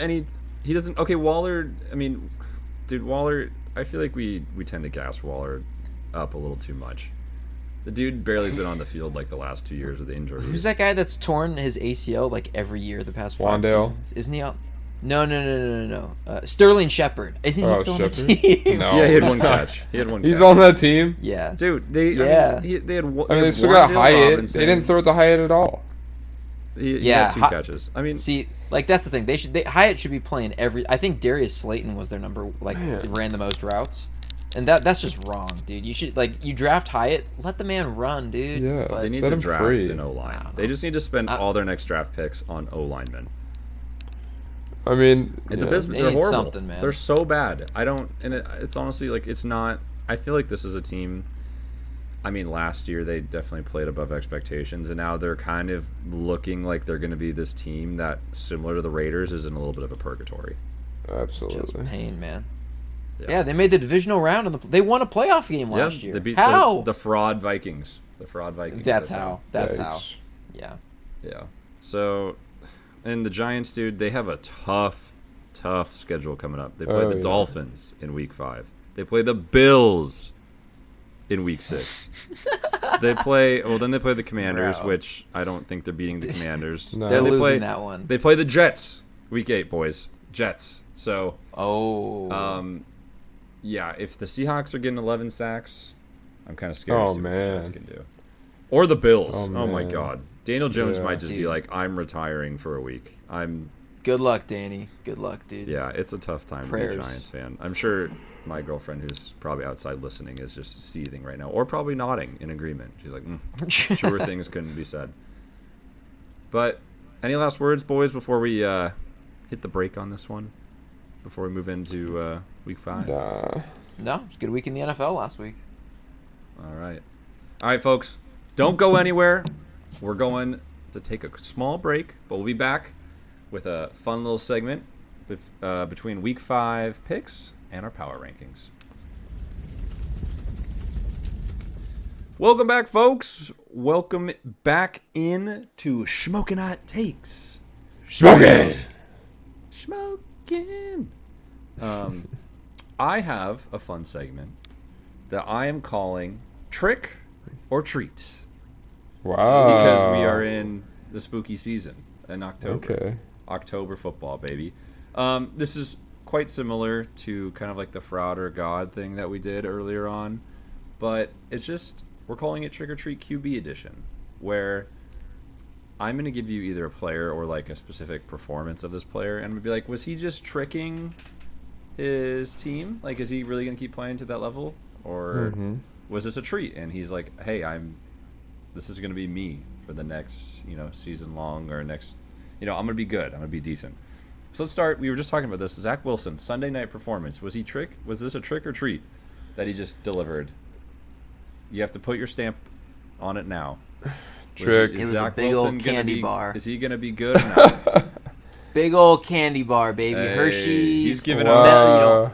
Whatever you want, man. Whatever you picture when you close your eyes and you think, I'm reaching. I'm knocking on the doorbell. They're opening up the door and saying trick or treat. I'm reaching in there and I'm grabbing my favorite candy. Nice. That was Zach Wilson. That's a treat, baby. He's at the house that gives those full-sized candy bars. Gotta love. Oh yeah, he's at grandma's house. Yeah. Not giving veggies. No veggies. No toothbrushes. So I'd equate him to when he used to play Ding Dong Ditch back in middle school. You know, I'm sure, Oh. like, looking at the POV as the person inside the house is like, oh, my Domino's is here. And then they go and open the door, and they are disappointed. And there's actually just nobody there. I don't think he's going to be showing up like this week to week. I mean, come on. How could you say that? This is a trick. It's a trick. All right. I'm on the treat train. Listen, but I'm on the treat train too, man. I just pulled Oh, out. my. I just got my family size Skittles from this house, man. oh, Y'all are there ju- you go. You guys are just memeing now. Hey, we're not called Shmokin Hot Takes for no damn reason, baby. Yeah, come on, man. All right, next player. I know what Coop's going on this one. Let's talk about CJ Stroud more. Yeah. Is Wow. he? I mean, here's kind of the argument against CJ Stroud right now. There is one? and you love to go to this, Coop. You love this statistic. I You use a lot do. with Jordan Love. His completion rate I is a little spotty. It was I hovering love- around the 50s. Yep. I love to go to this when they're throwing 3 touchdowns on 150 yards and not throw over 300 yards passing, because this is a treat, baby. Come on. I mean, think of your favorite candy you ever wanted, and then you just got a year supply of free favorite candy. I'm getting cavities. So You getting many. cavities. It's so That's sweet. okay. That's okay. It's so good, bro. Yep. This is like eating Sour Patch Kids, yeah, man, and just you get that little burn on the roof of your mouth, but it tastes so good you just keep going. Oh, I hate that. Those are That's those why are I my don't like. favorite. That's why I don't like Sour Patch. I I think it's a bottom Sour tier Patch. candy. Those are fighting words. I also say treat. I'm gonna equate him to Haribo gummy bears. We're gonna go gummy bears for CJ Ooh, Stroud, nice. because who doesn't like gummy bears? So, I think it's just like a solid, well-rounded candy. Solid, Sure. well-rounded performance so far for his rookie year. I'm going treat. Yeah, I'm gonna stick with the treat here, the treat train. I just like when I think of like my second favorite candy bar, it's like like a nice caramel Twix. Just really, that's what I can. Just Gets the job done. Yeah. Gets the job done. Just a solid bar. You can eat a lot of them. You just like you like what you're seeing. I like what you're seeing, but you got to go with the right Twix because CJ Stroud's a righty, I think. Yeah, he is a righty. All right, last guy. This one you guys might be a little more divided on. This is Baker Mayfield. Oh man. Is he riding on his pirate ship and he's dressed as a pirate, riding on his pirate ship, going to your house? Is he throwing toilet paper, or is he egging your house, or is he being nice and is he giving you candy? So I'm sure most of us have seen the Charlie Brown Halloween when they're all going up to the house and they're like, I got this, I got that. And Charlie Brown goes, I got a rock. The rock is Baker Mayfield. This is a trick, bro. There's nothing good about this. I've been so against Tampa Bay. I know they're 3-1. I don't know how they're 3-1. They're so fraudulent. If you look at all of their wins, it's all luck, or they played an opponent that was seriously hindered by injury. I think it's a trick. Yeah. I'm so off this team 110%. So I might be in the minority, but I don't like Tampa Bay this year, and I don't like Baker Mayfield. Looking at their schedule going forward, it's a mixed bag. They haven't had the toughest schedule to be 3-1 at the moment. They play the Lions next after the bye. They're not winning that game. They play the Bills later, Niners later, Colts later. It's like, I think we're just going to see kind of a 50-50 season from... I don't like to, I try to do this a lot where I'm like, I'm going to pick both sides. So I'm going to pick trick here. I don't think Baker's going to be able to complete a full season playing as sweet as he has been with the schedule coming up. I think it could get ugly pretty fast. Yeah, I'm going treat here. He's coming back. He's delivering that pirate booty. He's the baby. Geno Smith. He's got the pirate this year. booty. He got the special. That house had the popcorn. You know that pirate booty stuff? Yeah. That's what he's giving us. It's super good. It is good. So okay, Coop, what candy bar would you say Baker Mayfield is? As much as I like these, I know a lot of people don't. Have you ever had a Payday? Yeah, not bad. Yeah. That's what I would call him. Like that's what I call Baker Mayfield. He's like, Terrible. he can kind of fill you up a bit, but at the end of the day, it's just not as good as like a Kit Kat or a Reese's or a Twix. You know what I would put in that place instead is like a Milky Way. I mean, Like, Milky Ways are still pretty good. Subpar. No, they're. But I mean, when you get them in like the assortment bags, and that's like the worst one. That's like what you leave for last, right? Well, I was gonna say, no one is ever excited to get a Milky Way. Yeah. I don't know a single person that's like, hell yeah, I got How Milky Ways. about Or like, peanut M&Ms? Mom, can you go get me a pack of Milky Way? No one says that. Peanut M&M.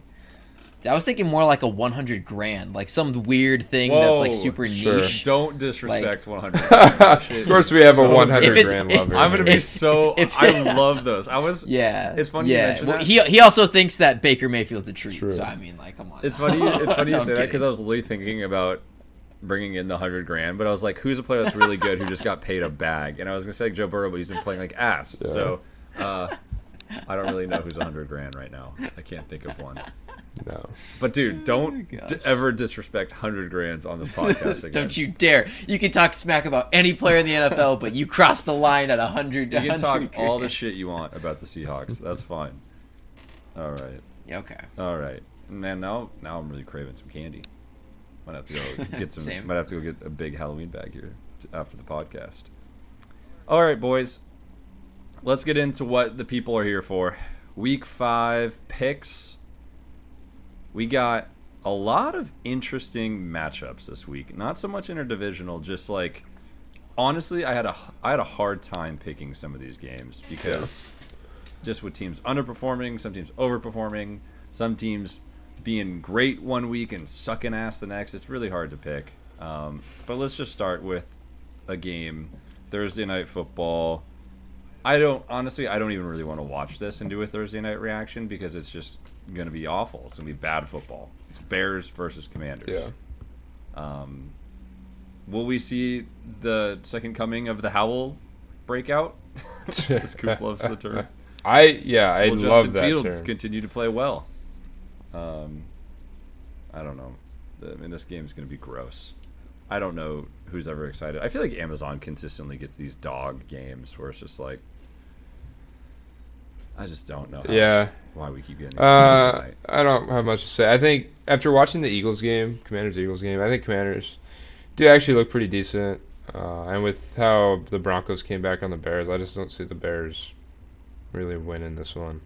You don't see them have like a fire under No. their butts, like I think we were so close, or it's just going to be like a hangover. Yeah, it's going to from, be like, the almost even win. more of an emotional, just like, man, we still lost last week. Even though we were up, we still lost. So I think they just feel kind of defeated. So I got and the Commanders are like, yo, we just took the Eagles into overtime. We could beat anybody. So it's just the trend there is it's got the Commanders over the Bears on this one.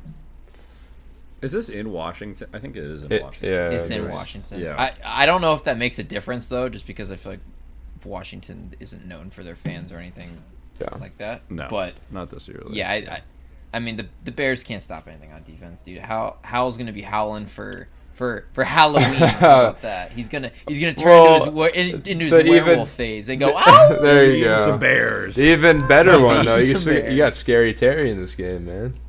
Scary Terry Oh yeah. to the Howl werewolf Ruh-roh. connection there. Let's go. Howell's going to be eating a lot of those Yeah. Haribo gummy bears Yep.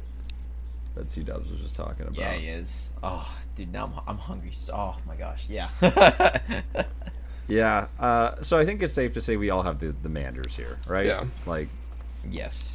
the Bears. I could see a realm in which they take this, honestly, but No, for sure. it's for a sure. deep, dark, many timelines away. Coop, do you concur, Commanders, on this one? Yep. Commanders.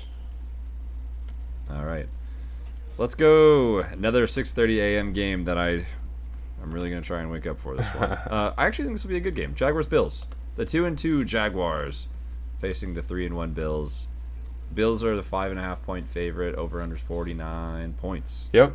I honestly kind of think though it might hit the over on this one, but that's a C-Dubs conversation, not for me. Yeah, I mean, wait, I have an important question. Do we know if we're getting Toy Story for this one? No, I don't think so. I don't. This I would don't be a know. good Yeah, one to I have would Toy like Story. to. They haven't This would be advertised actually it like sick. they did the last one, so I doubt it. That's disappointing. Yeah, I mean, I think the big storyline for this is if the Bills' defense stays, hot, if they stay sharp, then I think we're probably going to see this Jaguars offense really get snuffed out. They're going to need, I feel like, a miracle to really be able to overcome the Bills. Offensively. I kind of want to. Well, I know who C-Dubs is going to pick here, so that's why I want to jump in before he does. So I'm going to take the Jags on this, baby. The Bills are the home team. No, the Bills are the home team, but home team in air quotes. But the Jags have been there for 2 weeks now. I mean, come on, the UK's their home. The Bills are coming off a good win. Okay, hold on. I did lose some games off of K-Dog, in the pickup. So I gotta get some upsets around here, and I think I'm gonna go Jags on this one. Yeah, but these upsets, they swing both ways, buddy. It's probably easier taking the safe pick. Electric pick. It's all right. Absolutely electric. So Coop's point is great, and is what I had written down as well, just in my little chicken scratch notes. Was that Jacksonville is acclimated to it, and I'm sure Buffalo probably is already over there. But it does take 48 hours to truly adjust to the jet lag, the time change, and everything like that. You're in a foreign environment, everything like that. Josh Allen, I feel like, is sometimes prone to playing down to his competition level, which I wouldn't be surprised if that happens here. And as much as I want to start a Duval chant, Buffalo, I go for it, man. I'm gonna. I want to take Jacksonville really badly, but they just haven't proven. I mean, how close have they been though? They've been so close. I know. It takes City one really game tough, to get everything clicking, beating a really good team, get their whole season flipped around. Dude, and the other thing is Buffalo's coming off a game where they dominated too, and I mentioned it last week on the pod. Or on my segment, like, I like to fade teams that are coming off big wins the week prior. I feel like a lot of the public. I'm kind of like a fade the public guy. I think whenever I see a lot of the public bets on one team, I'm usually like, maybe the other team should be good. And you see a lot of the public on teams like this where they come out and they crush a team, especially like a good team like the Dolphins. So everyone's gonna look at this game and be like, of course Buffalo's gonna win. Are they? Hey, you chose them. I'm gonna pick them. I don't want to get crazy yet. So I'm going to go Buffalo, but I think Jacksonville covers. I think this is the time of the season to call these upsets because, as we get later in the season. Well, we're only 2 games in, bro. Let's. So, Coop, is this the win? If we had to, create a little storyline for the Jaguars here, is this the win that then leads them on to really dominate the rest of the season, and we see the offense click, we see the defense play a little more, stout? Yeah, I mean, is this something that they use as momentum? Is that what you're calling? Yeah, I mean, how close have they been, Lawrence to Ridley and his drops? Well, they got smacked by the Texans a couple weeks ago. That's fine, but I'm saying how close have they been? Inches away from having toe drags being in for touchdowns and first downs and. Everything just being a little off, tweaked it just a little bit, get it all aligned just right. You all had them ranked highly and stuff, so why are you so down on them now after you see everything? That's long in the past. Okay. That's in the past. We don't talk about that anymore. I'm going Bills here. Give me the Buffalo Bills. I'm jumping through a table for them. Yeah, I mean, I think this is a pretty clear and obvious one. I think this one might be, similar to how you took the Patriots over the Boys, and you're like, why the hell did I do that? I kind of think that's happening. Really. I kind of think that's really. happening here. No. I think they're going to smash the over. 49. And a lot of it's coming from two completely different which is funny because I was talking so much shit about the Bills in preseason. Yeah, we all were. And honestly, I was, after they lost to the Jets, I was like, So right, but yeah, Yep. I was so wrong. So Mhm. wrong. Okay. Fine, we'll move on. Texans Falcons, the battle of the 2-2s. Interestingly enough, Falcons are the home overdog, if you call it like that. I guess I don't know if you guys like the term overdog. I like it. No, Texans are over the underdog Ram. here. Yeah, sure, something like that. Um, yeah, I mean, Falcons 1.5 point favorite. I'm scratching my head at this line, to be honest. Yeah, It I is don't in get it Atlanta. But the Texans have looked fantastic the last couple weeks. The Falcons, I mean, we just talked endlessly about who would rather have than Desmond Ritter. The answer is 32 other quarterbacks. Oh man. So I just don't see a world in which the Falcons Yeah. can win this game. And C-Dubs is the Vegas expert, so maybe he has insight into the line. It confuses the hell out of me. Like, I would be smashing this bet. So, and for that reason, I'm picking Atlanta to win this game. No way. I am picking Atlanta to win this Wow. game. I think AJ Terrell locks up Nico Collins or Tank Dell. Or I don't care who. Tank Dell. Come on. I think Atlanta's defense is actually like sneaky good. I know Desmond Ritter is the 33rd best quarterback in the NFL. However, when they're on the road, and I gave this stat last week, when they're on the road, now updated from their loss on the road last week, under Arthur Smith, their record's 1-10 on the road. So they literally don't win on the road. All their wins come at home. So I think that's why you see them as the favorite here. Interesting. I think Vegas is, again, wanting you to take Houston money line or take Houston plus the 2.5. And I don't think that's a terrible bet. Like, I could easily eat my words and Atlanta just gets, like, smoked. But Houston's coming off a huge blowout win. They're on the road. Atlanta plays super good at home. I'm picking Atlanta. I might be crazy, but I'm picking Atlanta. Wow. Nice. Wow. That feels hot So, to me. Which is funny because, I'm saying the underdog, not taking the underdog is hot. But, I mean, in your experience, this is something that's happened pretty commonly. And so it's you're going with your super gut. weird. It feels gross. Like, again, this isn't something that I'm like, oh yeah, I'm super confident in this. No, I'm not. It just doesn't make any sense when you see a line like that. It's too smelly. It's too smelly. Yeah, it's just fishy. It's fishy. That's all. Yeah. Okay. Someone say it's a little falcony.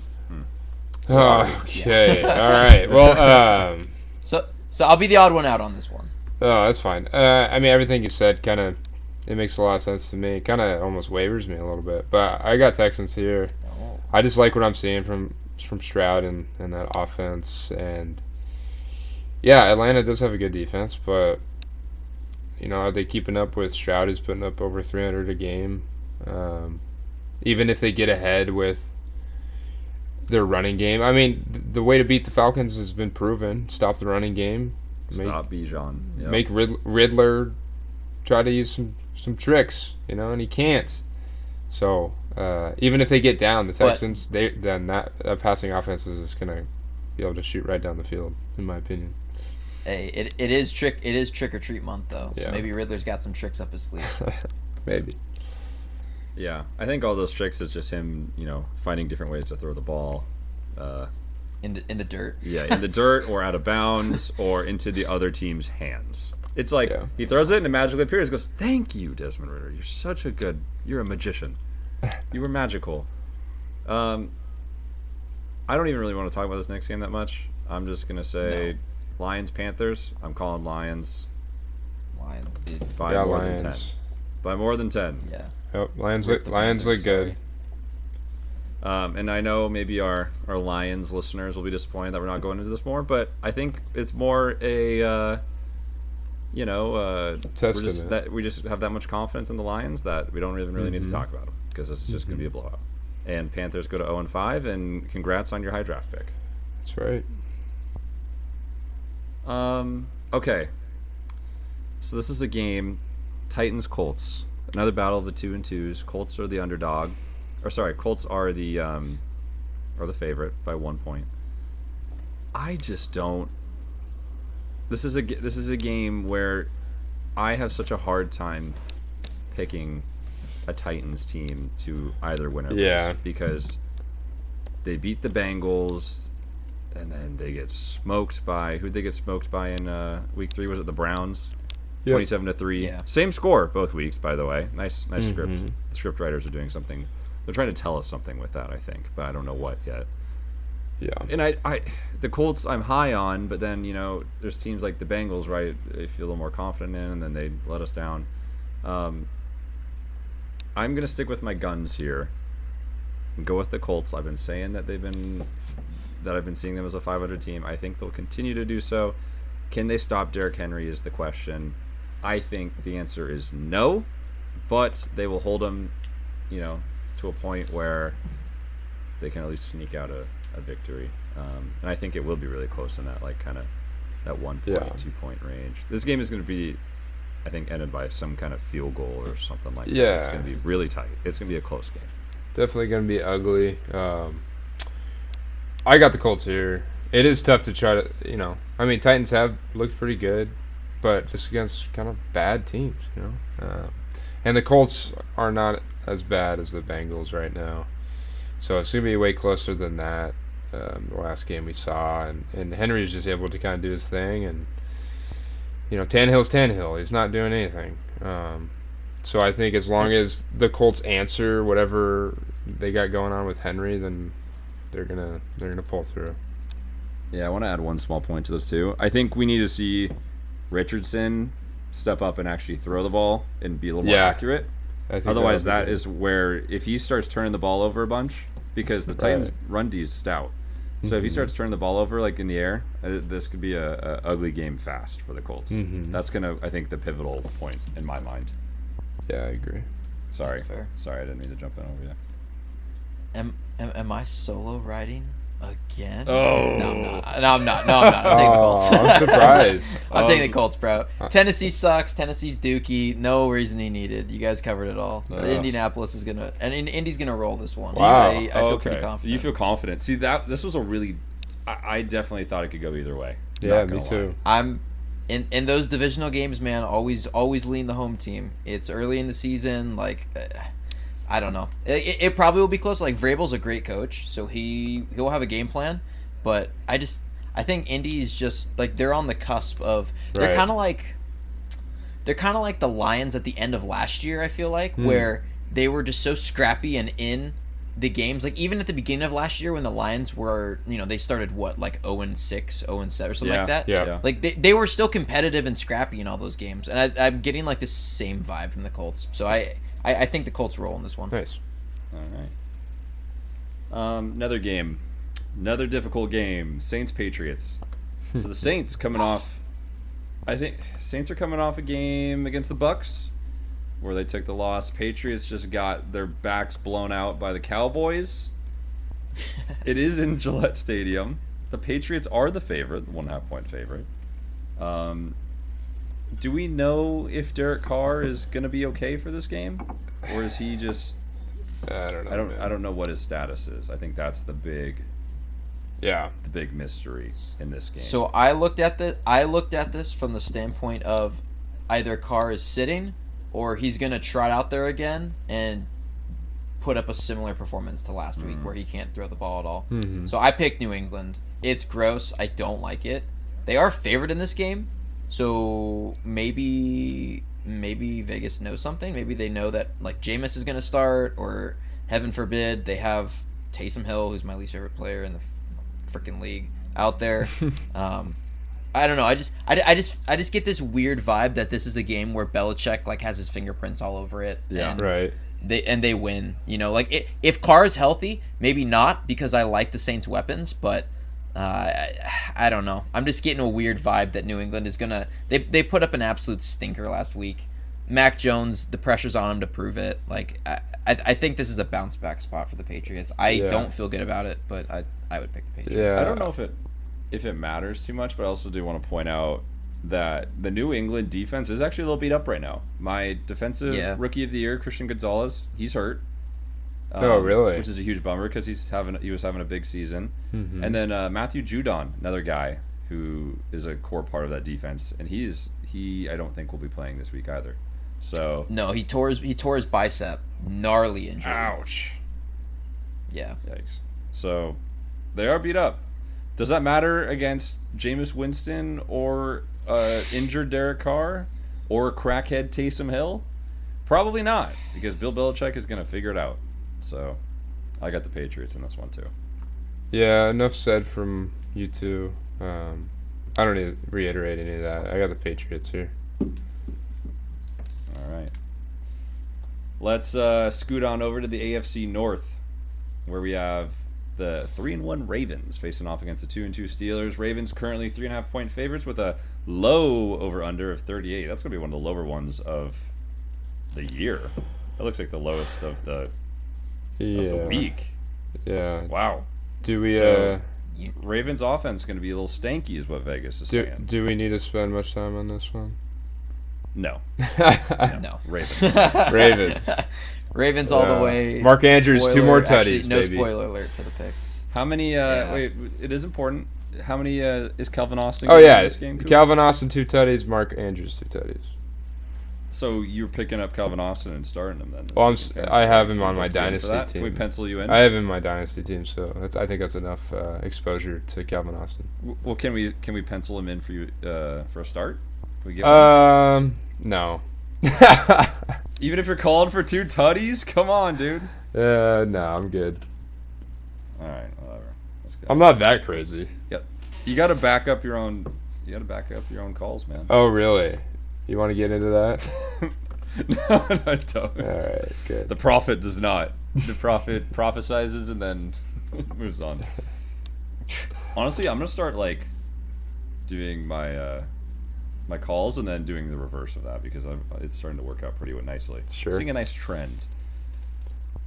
Okay. Okay, let's go to the Rams versus the Eagles. So the Eagles are 4-0. One of the last 2 undefeated teams facing the Rams. The 2-2 Rams, who clearly have been playing over expectations, who've looked good last week. They threw up a little bit of a stinker against the Bengals, but otherwise been playing really well. Yeah. Beat the Hawks, killed the Hawks. Yep. And almost kind of kept up close with the 49ers. The Eagles are favored by 4.5 points. I think this is one of those games that's going to be actually quite a battle. I did too. This is one where I thought this could actually be an upset for the Eagles. They could potentially lose this game. I wanted to stick to my guns though. I've been preaching a lot about the Eagles. I think we're gonna start to see them put the pieces back together a little bit. Maybe get more in sync. Hopefully get that defense back in. I'm calling for a narrow Eagles victory, but I could definitely see the Rams covering in this. And it's at home for the Rams too. Mm-hmm. So yeah. Yeah, I'll leave it at that. I don't know. I got the Rams in this Puka one. will probably have a big game too. I'm taking the Rams here. I think the Eagles, man, they've just been kind of getting by. I know they're undefeated, and I'm going to have them pretty high in my rankings. But they're looking like a team that's due for an upset. You know, they're going to have 3-4 losses on the season, and they're going to be, they lost to the freaking Commanders last year. They almost lost to the Commanders this year. Rams, I think, are better than the Commanders, and this is just primed for a nice little upset to me. Wasn't K-Dog talking to us about how the Commanders kind of have the Eagles' number in a way? Yeah, I thought he was saying something about that on the pod last week. Yeah. It's a tricky game, dude, because obviously just looking at it, you're like, oh, dude, like Philly probably rolls, but I got a weird feeling. I'm on Coop's train, dude. I feel like this is the week where they stumble. I just don't know. It's just a weird feeling. Like I definitely I'm with you, Prof, that the Rams are going to cover this game, and yeah, I think they're going to win it outright. I think Philly's been flirting with it. They had a couple scares. They almost lost to the Patriots week 1. You can make the argument they could have lost last week. I don't know if they, other than the Tampa game, I don't think they've had a comfortable win. So you know what the Rams do? Yeah, I think the Rams do? They just put Aaron Donald right over Jason Kelsey. Try to push on Aaron Donald. We'll see how that goes for you. Yeah, I'm sure they'll do it. This is the one. This is the one where I feel like I will eat my words like very quickly. But I'm gonna go Rams. I don't think I'll so. take the leap of faith. I don't feel good about the Eagles pick. I'm not gonna lie. I totally see the Rams being like a juice dog in this one, where they're the underdog. But man, I could definitely see them blowing out the Eagles. How about this game though, guys? The Bengals and the Cardinals. Both teams 1-3. Oh no, and C-dubs. Bengals are the 3-point favorite. But you know what? I don't think the Bengals are going to win this one. I want the Cardinals to flap those birds. I want those birds to flap their wings, baby. Because I don't see a way that the Bengals win this. They're so bad. They've been playing... Yeah.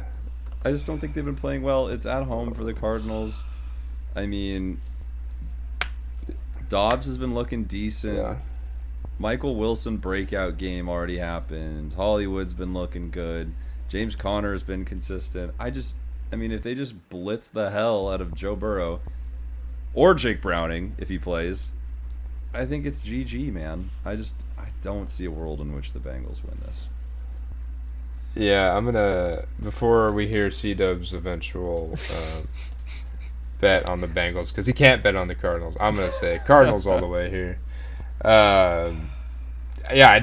Bengals, man, what's going on? They're just not that team right now, and Cardinals, they're on the up and up, and I just like to look at trends on teams, you know, even though Bengals are favored, whatever. They're just going down right now. Cardinals look good.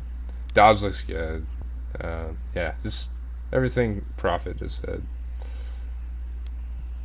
Dude, can I pick a tie? Do I have to pick one of these teams? Like, you're picking the push. If you can't beat them, join them. I'm going the Cardinals. No, you're not allowed to. You're not allowed to. Flap those wings, baby. No, I'm not allowed to bet on the Cardinals. You are. This is just as much as of a bet. I can't. Dude, you gotta go Bengals here now. So this is a smash money line. This is just like the total crossroads, because I had the same angle on the Bengals 2 weeks ago, and they come out and they win the game, and it's like I'll pick the Cardinals and they'll get smoked. Like so that's why I need you to pick the Bengals right now. What a terrible matchup, dude. Like I feel like Jamar Chase is gonna have a field day. You saw his post game comments. He was like, "I'm always open. I'm always effing." Well, hey, this might be. Hold on. Remember how we were saying, "Hey, listen to this podcast and blanket that receiver." This might be that game. You know, Burrow's gonna be pushing him the ball very hard next week, and the Cardinals just seem like that type of team to kind of key in on any sort of advantage they can get. Gannon. He's thinking up there. He's like, how can I? He's the defensive. He's a smart little coach. Yeah. So you're like the little devil on my shoulder, going like, "Did you have to take the Bengals? You have to do it." I'm not doing it. Like Please I said, don't. if you can't beat them, if you can't beat them, join them. I'm gonna pick. And them. we're putting some money on the Cardinals this week, baby. No, Jay, yes, Prophet, y'all can do that. I'm staying away. Prophet, we just lost the that boogeyman team. We just lost this one, so. Yeah, if I'm calling it, we probably lost. No, if C-Dubs is calling it, man. Oh, he's calling it? Oh, no. Yeah, he cursed. Yeah, we'll see. I think we'll be okay. How about the Wilson Bowl, guys? Jets Broncos. This is a gross game. Yikes. Gross. Broncos are the favorite. I mean, you guys, who said that Zach Wilson was a treat? C-Dubs did. Oh, I did. Is Zach Wilson winning? Is he winning this game?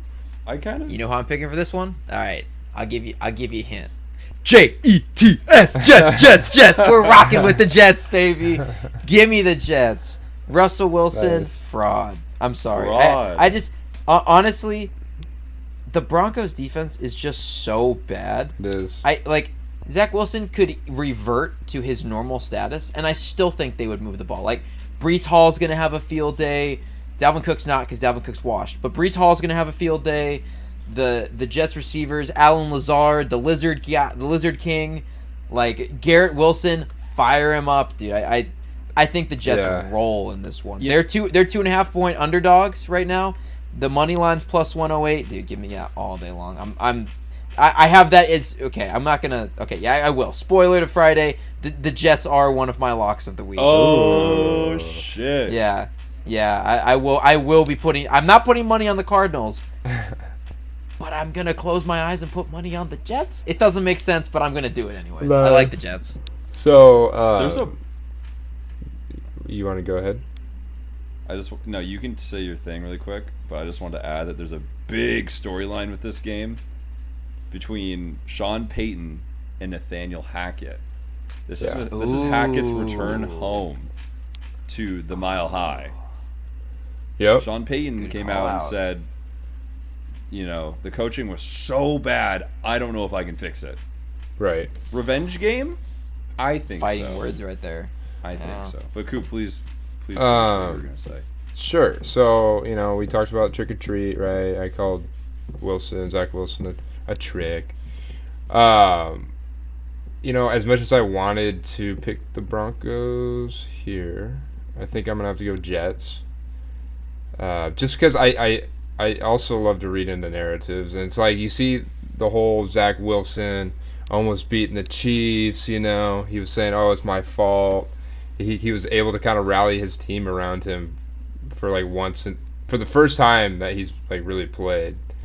And I just see that kind of continuing into this next week. You don't really see like a positive storyline for these Broncos. Like, yeah, they just barely beat the Bears somehow. That defense is booty. I just like this Jets narrative. And if the Jets lost and now we're gonna be back into that Zach Wilson hate, like imagine that roller coaster. We're all like feeling for the guy, yada yada, and then he loses and then we're just all gonna be hating on him again. I don't know. I just don't see that happening. So I gotta take the Jets. Yeah, I totally agree with you. And honestly, thinking about this game before we jumped on the pod, I was honestly considering Broncos all the way. Yeah. But when I recalled this narrative of Nathaniel Hackett versus Sean Payton, I was like, there's no way the Jets are going to lose after Sean Payton was talking all that shit. And honestly, Right. Sean Payton, get ready to learn Chinese, buddy, because you're losing this game. I thought it was Canadian. Canadian was my Twitter one, but the Chinese one was kind of funnier in my opinion. Canadian only made sense because they actually play football there. I guess. Yeah, I'm switching my pick. I did have the Broncos, but I think that after remembering the narrative, I really like the Jets here. Yeah. And this is going to be a fun. I'm really excited to watch this game because there's just so much drama. I'd be curious to see what the interaction is, if any, between Nathaniel Hackett and Sean Payton after the game. So maybe I'll just tune in for that because I think it's going to be pretty ugly football otherwise. Yeah. Yeah, it should be a fun one, though. Good storyline. Okay, this is another one I think we could probably be quick on. Chiefs-Vikings. Chiefs 3-1, Vikings 1-3. It's in Minnesota. Chiefs are the 5.5-point favorite. I'm going Chiefs. I don't really see a way the Vikings win this game. Nice. But I do think it'll be a high-scoring game. The over-under is 53. I'd probably hit the over. That is the highest over/under of the week. Yeah, I don't have much more to add. Minnesota doesn't look very good. Nice. So Big JJ game. I got the Vikings winning this one. Wow. I just don't like the Chiefs, and this is a bad pick. totally It's a bad pick for me because obviously the Chiefs are the golden boy of the NFL. How are they going to lose? Taylor Swift's going to be in attendance. They're not going to let him lose in this game. She's not going to be in attendance. So, I don't think she's going to this one. Maybe. So yeah, it's like why I You picked. think Taylor Swift wants to go into Minnesota? Honestly, I don't really want to talk about her anymore. So that's why I want the Vikings to just dump on the Chiefs. They almost lost to the freaking Jets. Vikings offense is pretty nasty. If they can It can be nasty. if they can overpower the Chiefs D, which I think is possible, we just saw them kind of lay an egg on the Jets. I think they have a better offense than the Chiefs' offense, in my opinion. So Mahomes looked kind of bad last week, So He threw a couple picks. it could be something going on there. So I kind What of about Greasegate? yeah. So I like the Vikings here. I'm not even gonna. I don't need to. Just ignore Greasegate. Yeah. I think Greasegate's gonna be back in full effect. I'm calling for 2 fumbles this game. Nice. Yeah, Travis Kelce, 2 fumbles. All right. I don't want to call this next game the game of the week because I feel like my games of the week calls always end up bad. Although I did say that for Miami Buffalo last week, and that was a good game. We don't have K-Dog for his expert analysis here. Yeah.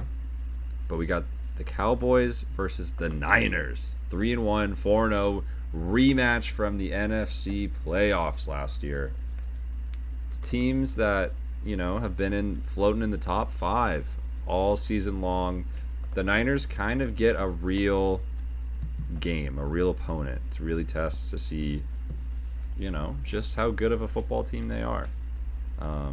This is going to be a really fun game. I think it's going to be a chess match between the two high-powered defenses. And I think that's really going to be the storyline here is which defense can hold the other offense to right. less points. I'll just tell you what's going to happen. Dak Prescott's going to throw about 3 interceptions. I think the Niners are actually just kind of... They might wipe the Cowboys in this one. They've done nothing to show me that they're like a bad team at all, and the Cowboys have lost to the freaking Cardinals. So I got the Niners here. I don't know. That's just how I see this one. You don't. So Sorry, do you K-Dog. not think this is going to be the game of the week? It's definitely the game of the week. Will it turn out? I can see it turning out to like how the Bills-Dolphins game was. Or it's just a blowout. Yeah, like you thought that's going to be really the game of not the week. Game of the week. Yeah, but the Niners are just going to... I mean, come on, Christian McCaffrey, you're not going to be able to stop that guy. If Purdy can do what he's been doing, which he has been... And this is kind of a revenge game for him in the playoff game, right? So... Yeah, that was when... oh, no, because the Niners beat the Cowboys, right? Or am I thinking... Oh, no, they did. Purdy got hurt the following week against the Eagles. Okay. Yeah. Yeah. That was Never when everyone mind. was complaining, like, oh, if we had a QB, we would have won. Like, shut up. Never mind then. So, yeah, he's just going to be 2-0 against the Cowboys, I guess. There you go. Purdy owns the boys. I agree that I think San Francisco is going to dumpster them. I don't think it's going to be close. Like, I feel bad saying that, especially since K-Dog isn't here. I know, he's like screaming at us right now. Like he's just gonna be listening to this and be like, okay, I see how it is. Like, and I'm sorry, buddy, I really am. But I don't know. I'm just getting weird vibes. Like the last 2 times they played in the playoffs, I think were both those games, or maybe no, I think last year was at San Francisco. But dude, I don't know. I just have a weird feeling like. Last week, I think the comparison with the Bills-Dolphins one is really, really great. Mm-hmm. Like, the Bills were favored by 3.5, and everyone was like, this doesn't make any sense. Like, the Dolphins just scored 70 points, and what happened? The Bills won by 28. It's like, I think it's going to be something similar. Maybe if they rematch in the playoffs, there's a different story there. I could see that happening. It's tough to beat teams multiple times in the NFL. But this week...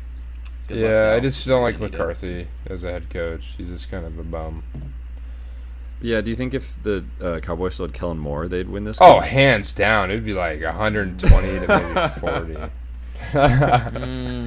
No, probably not. I don't know. Probably not. No, I'm just... I would still take 49ers. Yeah, I was just joking. But do you guys think, if you had to compare just strictly both defenses, who has a stronger defense between the two? Niners. 49ers. You'd say both said the Niners they're healthier. convincingly? Yeah. So. Yeah. All right. I think, like Micah Parsons makes up for a huge gap there, but dude, 49ers are just unreal on defense. Yeah, like they're loaded. So I would say 49ers. Yeah, I'm gonna take the Niners as well. So clean sweep. I'd be curious. We don't have K-Dog's picks yet. I would be really curious to see if he actually bet against his team. I think he did. I think the one time we did that, which is when I bet against the Hawks and I lost. So. Learned my lesson there, but yeah, we'll be curious to see.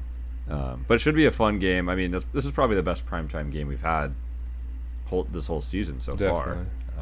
So hopefully it lives up to the hype. I'm really hoping it's not a blowout, but I totally agree with you guys where I could see the 49ers is running away. I mean, Christian McCaffrey is that dude. We're talking about how Desmond Ritter is a magician. Christian McCaffrey is a magician because that man just teleports through runners and is Sorry, did impossible you to see break down. Desmond Ritter? Yeah, Desmond Ritter is a magician in the sense that he magically throws the ball into other teams' Okay. hands. I'm glad we clarified that. That's my comparison.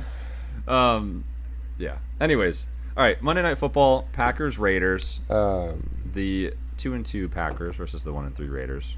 What a stink fest. This is such an ass. Like, here's what I was telling my girlfriend last night. I said, thank God the Seahawks and the Giants are playing on Monday Night Football, because otherwise I would not watch this game because it's hot trash. This is how I feel about this game next week. Right. Packers Raiders. I mean, it's ugly. It's in Vegas. Packers the 2.5-point favorite. I think I could actually see the Raiders win this game. So call it. But I just think this. I don't want to. I don't know. Do we know, is Garoppolo? Garoppolo's concussed, right? So I don't know. He if could he's probably be clearing back. concussion protocol. If he is back, this is kind of one of those things where if he is like for sure back, and I don't know if it's built into the line, I would like to call the Raiders, but right now, at this moment in time, I'm calling. If this is an Aiden O'Connell-led Raiders, I'm calling the Packers on this one. Yeah, I am in agreement. I think so. The Packers, they got murdered at home on Thursday Night Football, but that was the first week back with Aaron Jones and Christian Watson, who were both playing limited snaps. So I feel like the extra 3 days of rest or 2 days of rest or whatever that they have is probably really beneficial. It's honestly what they needed. And I think that they come out and stomp the Raiders. Even if Jimmy G's there, I don't think I will ever pick the Raiders in any game. You could put them up against the Bears, and I'd be like, you know what, Chicago's gonna win this week. So I just don't have any faith in the Raiders. They have good players, like we mentioned earlier, but they're just individuals. Would They're you not bet? really a good team. Would you bet against the Raiders though, like similar to the Cardinals? Yeah. Realistically, yeah, I would. Like I don't actually. Yeah, okay. I won't say anything. This game will come up on Friday when y'all are listening. But yeah, sneak peek. Yeah. Cool. Yeah, just kind of everything C-Dub says. I'm excited to see how Christian Watson's going to look with Jordan Love once he gets back. I got Packers here. I just see the whole narrative, the Devontae Adams staying pissed off kind of experiment going. You love the narrative. Cheeky narrative right there. And that trade talk's going to get a little bit louder, I think. So. Adams to the Chiefs. Still calling it. I've been saying that all season. He's going to go to the Bills, bro. No, he's not going to the Bills. Stephon Diggs is one of those guys where if he doesn't get enough targets, he's a drama queen too. So there's. No if I was Diggs, I'd be wanting to play with someone like Adams. That's all. Come on, bro. We all know he's going to Atlanta. They use their receivers so much down there. Before we move on, Prophet J, I think we missed a game. Oh no, this was intentional. We did. This was intentional. Oh, it was. Do we need to talk about it? I mean, the Giants, are they worth our speech? No, I'm just gonna say Dolphins. Week 5? We can move on. Dolphins. I just thought we would have covered this. Well, that was kind of the bit. I don't have much to say about this game. Okay. They're the New Jersey Giants. They don't deserve to be representing the state of New York anymore. They are going to get blasted, and I don't think there's much more to say. Maybe they'll get less. Maybe they'll get sacked less than 11 times. This game. Maybe, dude. Maybe. Dude, there's no line on this one either yet, so Vegas is like, how much are they going to lose by? 10, 20, 30? Like, what do we do? So. Yeah. Nice. Cooper, you got the Giants on this one? You said you need to do some hot takes to catch up to K-Dog. I think I've done plenty of those. Catch up to you, buddy. We are tied up. Some stanky picks. I don't need to be catching up to you. Yeah, and that's what I wanted. Thank you for reminding me. So, just to give the people, the good listeners out there, thank you all for listening.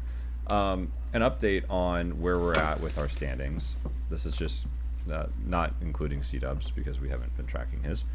So Coop and I are tied, 38 and 26 for our picks, and K-Dog, woof woof.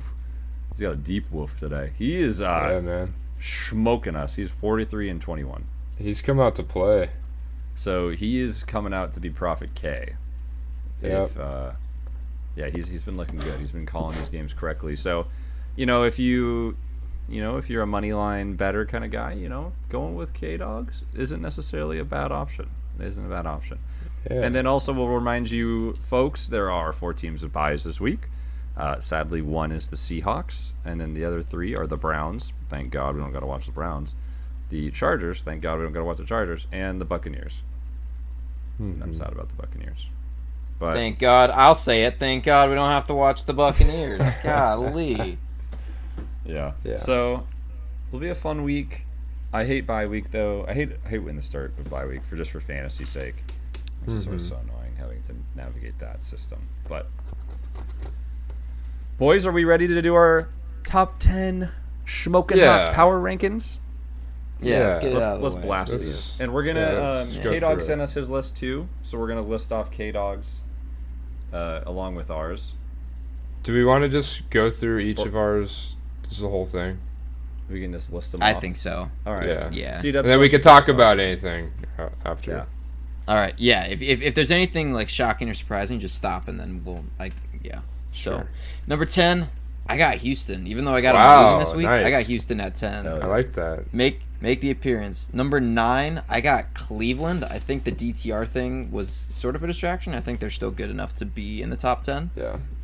When Watson's back. 8, I got Baltimore.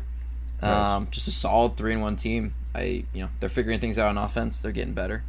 7, I got Detroit. Great performance on Thursday Night Football. I think again they're a team that can climb. 6, I got the Hawks. Hey, love that. Homer pick there, Nice. but we're riding with them at 6. Love it there. They look like they've rebounded quite well off their week 1 woes against the Rams. So looking good heading into the bye there. Number 5, I got the Chiefs. Honestly, Mahomes didn't look great last week. Like they always suck him off on the He's a gold boy, broadcast. dude. He's a gold boy. Yeah, and I don't like that at all. But like both of his interceptions were kind of Look trash, how bro, perfectly so thrown that interception was. It was amazing. Exactly. Yeah. Exactly. So I'm not sold on KC yet. They probably will end up being like the number 1 seed and just crush everyone again. But right now, I got them at 5. 4, I'm going with the Cowboys. Again projecting them to get kind of spanked this week, but I still think they're a good team. I think they're right up there in the upper echelon. 2, I got 3, I got Philly. I know they're undefeated, but again, I picked them to lose this week. I just feel like none of their wins have been super convincing or against good teams. So getting taken to OT against the Manders, not a good look. Otherwise, I would have them at 2. 2, oh my gosh, I realized I just left off Miami. Yeah, on my you list. did. I was literally gonna. I was waiting, bro. Like, he's literally about to snub Miami. He's either snubbing that's the crazy. Bills or Miami. That's crazy. I totally forgot about that. Well, okay, so sorry, insert. Texans, you're shit out of luck. Yeah. Get out of here. Yeah, sorry. No, let's get Cleveland out. Houston deserves a spot. Nice. So the new rankings are going to be Houston 10, Baltimore 9, Detroit 8, Seattle 7, KC 6, Miami 5, Dallas 4, Philly 3. Number 2 is going to be Buffalo. I think they had quite the impressive performance last week. I think they are the best team in the AFC right now, until proven otherwise. So going to go Buffalo there, and then number 1, 49ers. Nice. So Easy. Cool. Peasy. damn, I can't believe that. That was crazy. Yeah. Just when I was looking through, I'm like, dude, this is nuts. I am not seeing Miami in my handwriting. And then I was like, I just left them off. I was So- so excited to talk about that. Right, Like same. you snubbing them, and then you're like, oh shoot. And I'm like, damn it. I was pumped. Imagine That'd have been I so ranked hot. the bum ass Browns over God. I wouldn't be able to forgive myself. So That's my alright. bad. Almost a catastrophic error. That's all right.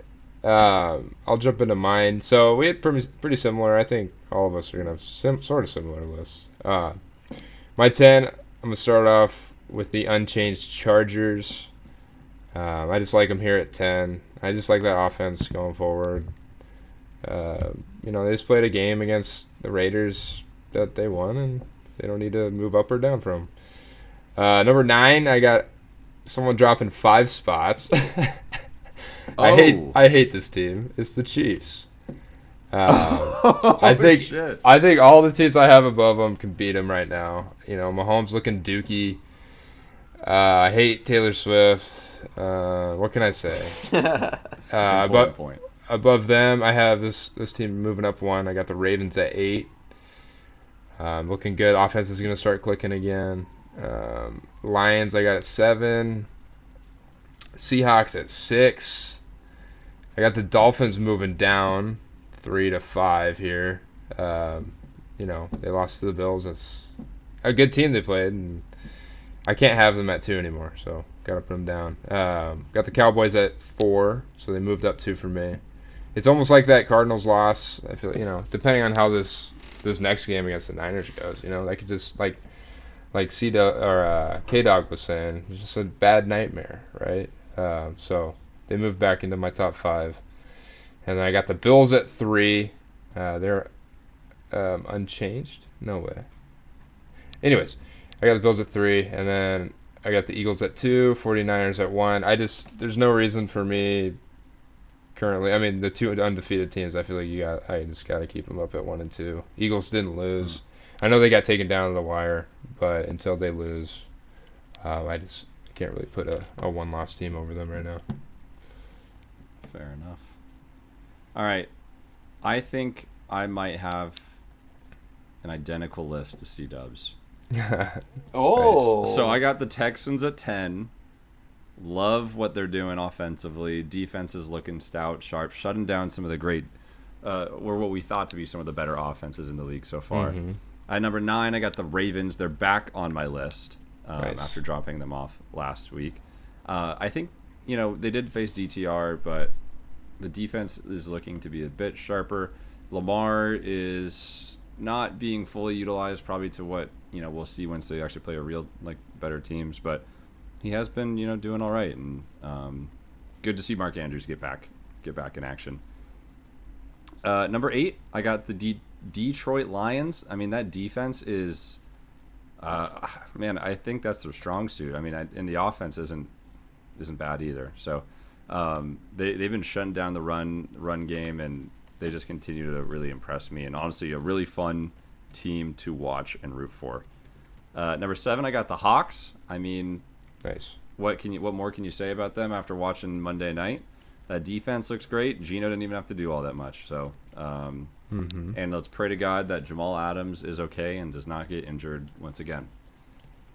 Number 6, I got the Chiefs. I kind of agree with what Coop and C-Dub's been saying. The Chiefs they look shaky. And honestly, if they didn't get bailed out, and I truly think they got bailed out by the refs against the Jets, Yep. they might not be on this list. Exactly. They might not be on this list. So, NFL, you're welcome. I'm talking about them. We have to talk about Taylor Swift because of you. But, we better hope that they beat the Vikings. Otherwise, they are dropping off this list. Oh, they will. Number 5, though, even though the Dolphins got their ass beat by the Bills, I still think the Dolphins would beat the heck out of the Chiefs. Dolphins' offense is fantastic. They would smoke most good defenses in the league quite easily, and their defense needs to step it up. And if they do, I could easily put them in the top 4. Number 4, the Cowboys. The boys back after demolishing the Patriots. The defense is amazing. The offense needs to get it going. If not, they're going to get smoked by the Niners, which I kind of think is what's going to happen. 3, I got the Eagles. So I think after watching them play the Commanders, I do agree that they're a little shaky. I think they have a lot of great pieces. They need to get healthy, and overall just need to click a little better. I know they are. I'm putting them under a team with 1 loss, but I just think with my number 2 pick, the Bills, with how they're playing, they just are looking completely dominant right now. I think them versus the Niners is looking like a. If we could have that matchup now, that would be a really fun, exciting game, and it would just be a battle of two really sharp defenses and great offense. I mean, that's a Super Bowl right there. Yeah, it's looking like a potential early Super Bowl, and we have yet to see the Bills in a Super Bowl since Josh Allen has joined that team. They've been knocking at the door. That would be a fun storyline. And as much as I hate to say it, I got the Niners. They are my new number one. Heyo, finally you joined the train, bro. Here's the problem: is my number ones have been cursed. So yeah, maybe he's doing it on purpose. Maybe I should have picked the boys in my picks because every team that I put at the one, they've lost. So Niners fans out there, I'm sorry. Although actually I'm not, because I kind of hope you guys lose. Yeah, that'd be great for the Hawks. I want the Seahawks to win this division, baby. And then let's just quickly read off K-Dog's list. So wait, C-Dubs, was that the same? Did we have the exact same? We have exactly the same awesome. list, yeah. All right. Yikes, that's cold, guys. Come on. Well, or it's just great. I don't know. All right, so K-Dog at 10, he's got the Texans, so he joins C-Dubs and I. Okay. At the 9, he has Detroit. Wow. At 8, he's got the Hawks. Oh, okay. 7, he's got the Ravens. Oh my gosh, he has the exact same teams as us, just different order. At 6, he's got the Dolphins. At 5, the Chiefs. 4, or sorry, he put the Dolphins in here twice. He did. Hey, so I wasn't the only one that messed up with the Dolphins this week. He doesn't have the boys in here, so I'm guessing the boys. The boys are probably the higher rated. Above the Chiefs. Yeah. Yeah. So he's got Chiefs at 5, boys at 4. Bills at 3, Eagles at 2, and Niners at 1. How is it? That's so funny that he left off the one team that he roots for. I don't know about that. Dude, he's jumping ship. Yeah, he doesn't feel good about Sunday's game. He's a Dolphins fan now. Yeah, so that's pretty funny that 3 of us have the exact same teams. I mean, I think in previous power rankings, like it's been so. I mean, it's just been so kind of hard to tell which teams are good and when bad, but I feel like we're starting to really see more of a consistent picture. Coop, you have the exact same teams too, outside of the Chargers. Yeah. Your 9 of 10 is the exact same, or not? I mean, your ranking is different, but you could say, I could easily see the Chargers and the Texans being a very similar type of team. Do you think the Chargers beat the Texans in their current state? Currently, yeah. I think their offense is better than the Texans, but. And the Chargers are what? Are they 2-2? They're 2-2 now. 2-2 now. Yeah. Yeah. Okay. For a second, I thought they were 1-3, and I was like, "Wow, that is ballsy putting a 1-3." No. I wouldn't be doing that. Bengals? Anyone? Oh man, I'm surprised we didn't see them make it into K-Dog's list. K-Dog's had them, last week, and he also had the Rams, and they both dropped. He dropped the Rams off. It is interesting he dropped the Rams Bengals. though. Yeah. For the Texans. Yeah, man. I'm starting that Texans propaganda, baby. Yeah. Shirts are coming next week. Lots of Texans memes coming from Coop on the Insta. Right, nah, I'm good. No, okay. Well, maybe lots of tweets about it. And yeah, speaking of that, make sure to go like, follow, subscribe. Check out our Insta. Check out our Twitter. Make sure to follow on Spotify. Subscribe on YouTube. Yeah, this has been a long one, boys, but it's been fun. Lots to talk about. A lot to talk about, like we did. Any final words for the thousands or millions of people out there listening to us? Rest up, Seahawks. Come back next week, stronger. Hey, it's kind of funny. The Huskies and the Hawks have a bye on the same week. It's so depressing. It's so disappointing. You want to know what happened the last time that was scheduled in? Sure. The world ended. Oh my god. Yeah, no. It was good to come back and talk with you boys. Yeah, thank you, C-Dubs, for joining. Yeah, thanks for joining. And also, again. Yeah, and also be sure, people, to listen to his episode dropping Friday morning. Got C-Dubs locks. We heard a little sneak peek of what you're doing. We're coming back. We went 4-2 last week. We were in the green, which was a good turnaround after some shaky performances there. And we're gonna do it again. We're going green this week too. I got a good feeling. So nice. Yeah. And then last thing I'll say before we sign off, in a couple weeks, I think this is confirmed now that game day is coming to UW. Is that correct? Have they confirmed this? I don't know. I don't think so. So they don't officially confirm until Sunday. Okay. However, we got the game slot at 12:30. Yeah, that's a good sign. It's pretty much guaranteed. I mean, it's a top 10 matchup, 2 undefeated teams. So it's gonna be us. You might big see, rivalry too. Yeah, you might see the Schmokers in some gear on Saturday morning. So be sure to check out game day. You might see the Schmokers live in person. We might do a pod. They might invite us to do a podcast. We might chat with Pat McAfee on stage with Pat McAfee. Yeah. We're actually the guest pickers on Saturday. That's right. We're giving them the Shmokin Hot Takes. Who do you guys think Lee Corso is going to pick? I feel like he's going to pick Oregon. Yeah, I can see it picking Oregon. I think so too. So the last time they were here, we played USC, and he picked us. Oh, he did. Granted, that was the year we made the playoffs. Yeah. So, which is crazy because we lost that game, right? Yeah. We did lose that game. But I just feel like he picks the Ducks so often. Like, come on, man. He's gonna get booed, but he's like he's a geriatric old senile man. He wants the booze. Like, he shouldn't be on the show. We love him, but it's time to move on, Lee. Yeah. Rest up in retirement, bro. Get a hologram of him. He's gonna pick Oregon. Is he in his 80s? He's close. He's like 80. Yeah. He's like 80. 82, 83. Yeah. But he had that stroke a couple years ago, and he's just not been the same ever. Like, he's there for sentimental value, and it's cool. But like you can see, he's just kind of struggles through the show the last couple of years. Like Herb Street, bless his heart, him and his wife are like kind of taking care of him when they're on the road and everything.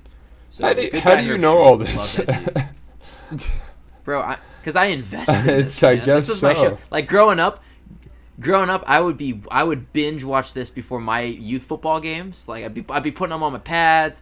My dad would be taping up my ankles. We'd have college game day going on. Man. It was like a religion. Yeah. So I love it. All right. Anyways, we're about to smack Oregon. Quote. All right, let's get out of here, bro. Let's get. All right, yeah. We'll wrap it up. You will. Nobody's been listening this long, bro. They already tapped out when you. Hell yeah, dude. We got great retention rates. All right, don't just trust me on that. Thank you for tuning in, folks. We appreciate it. We got to get some like outro music while we talk. We got to get our intern Marcus on that.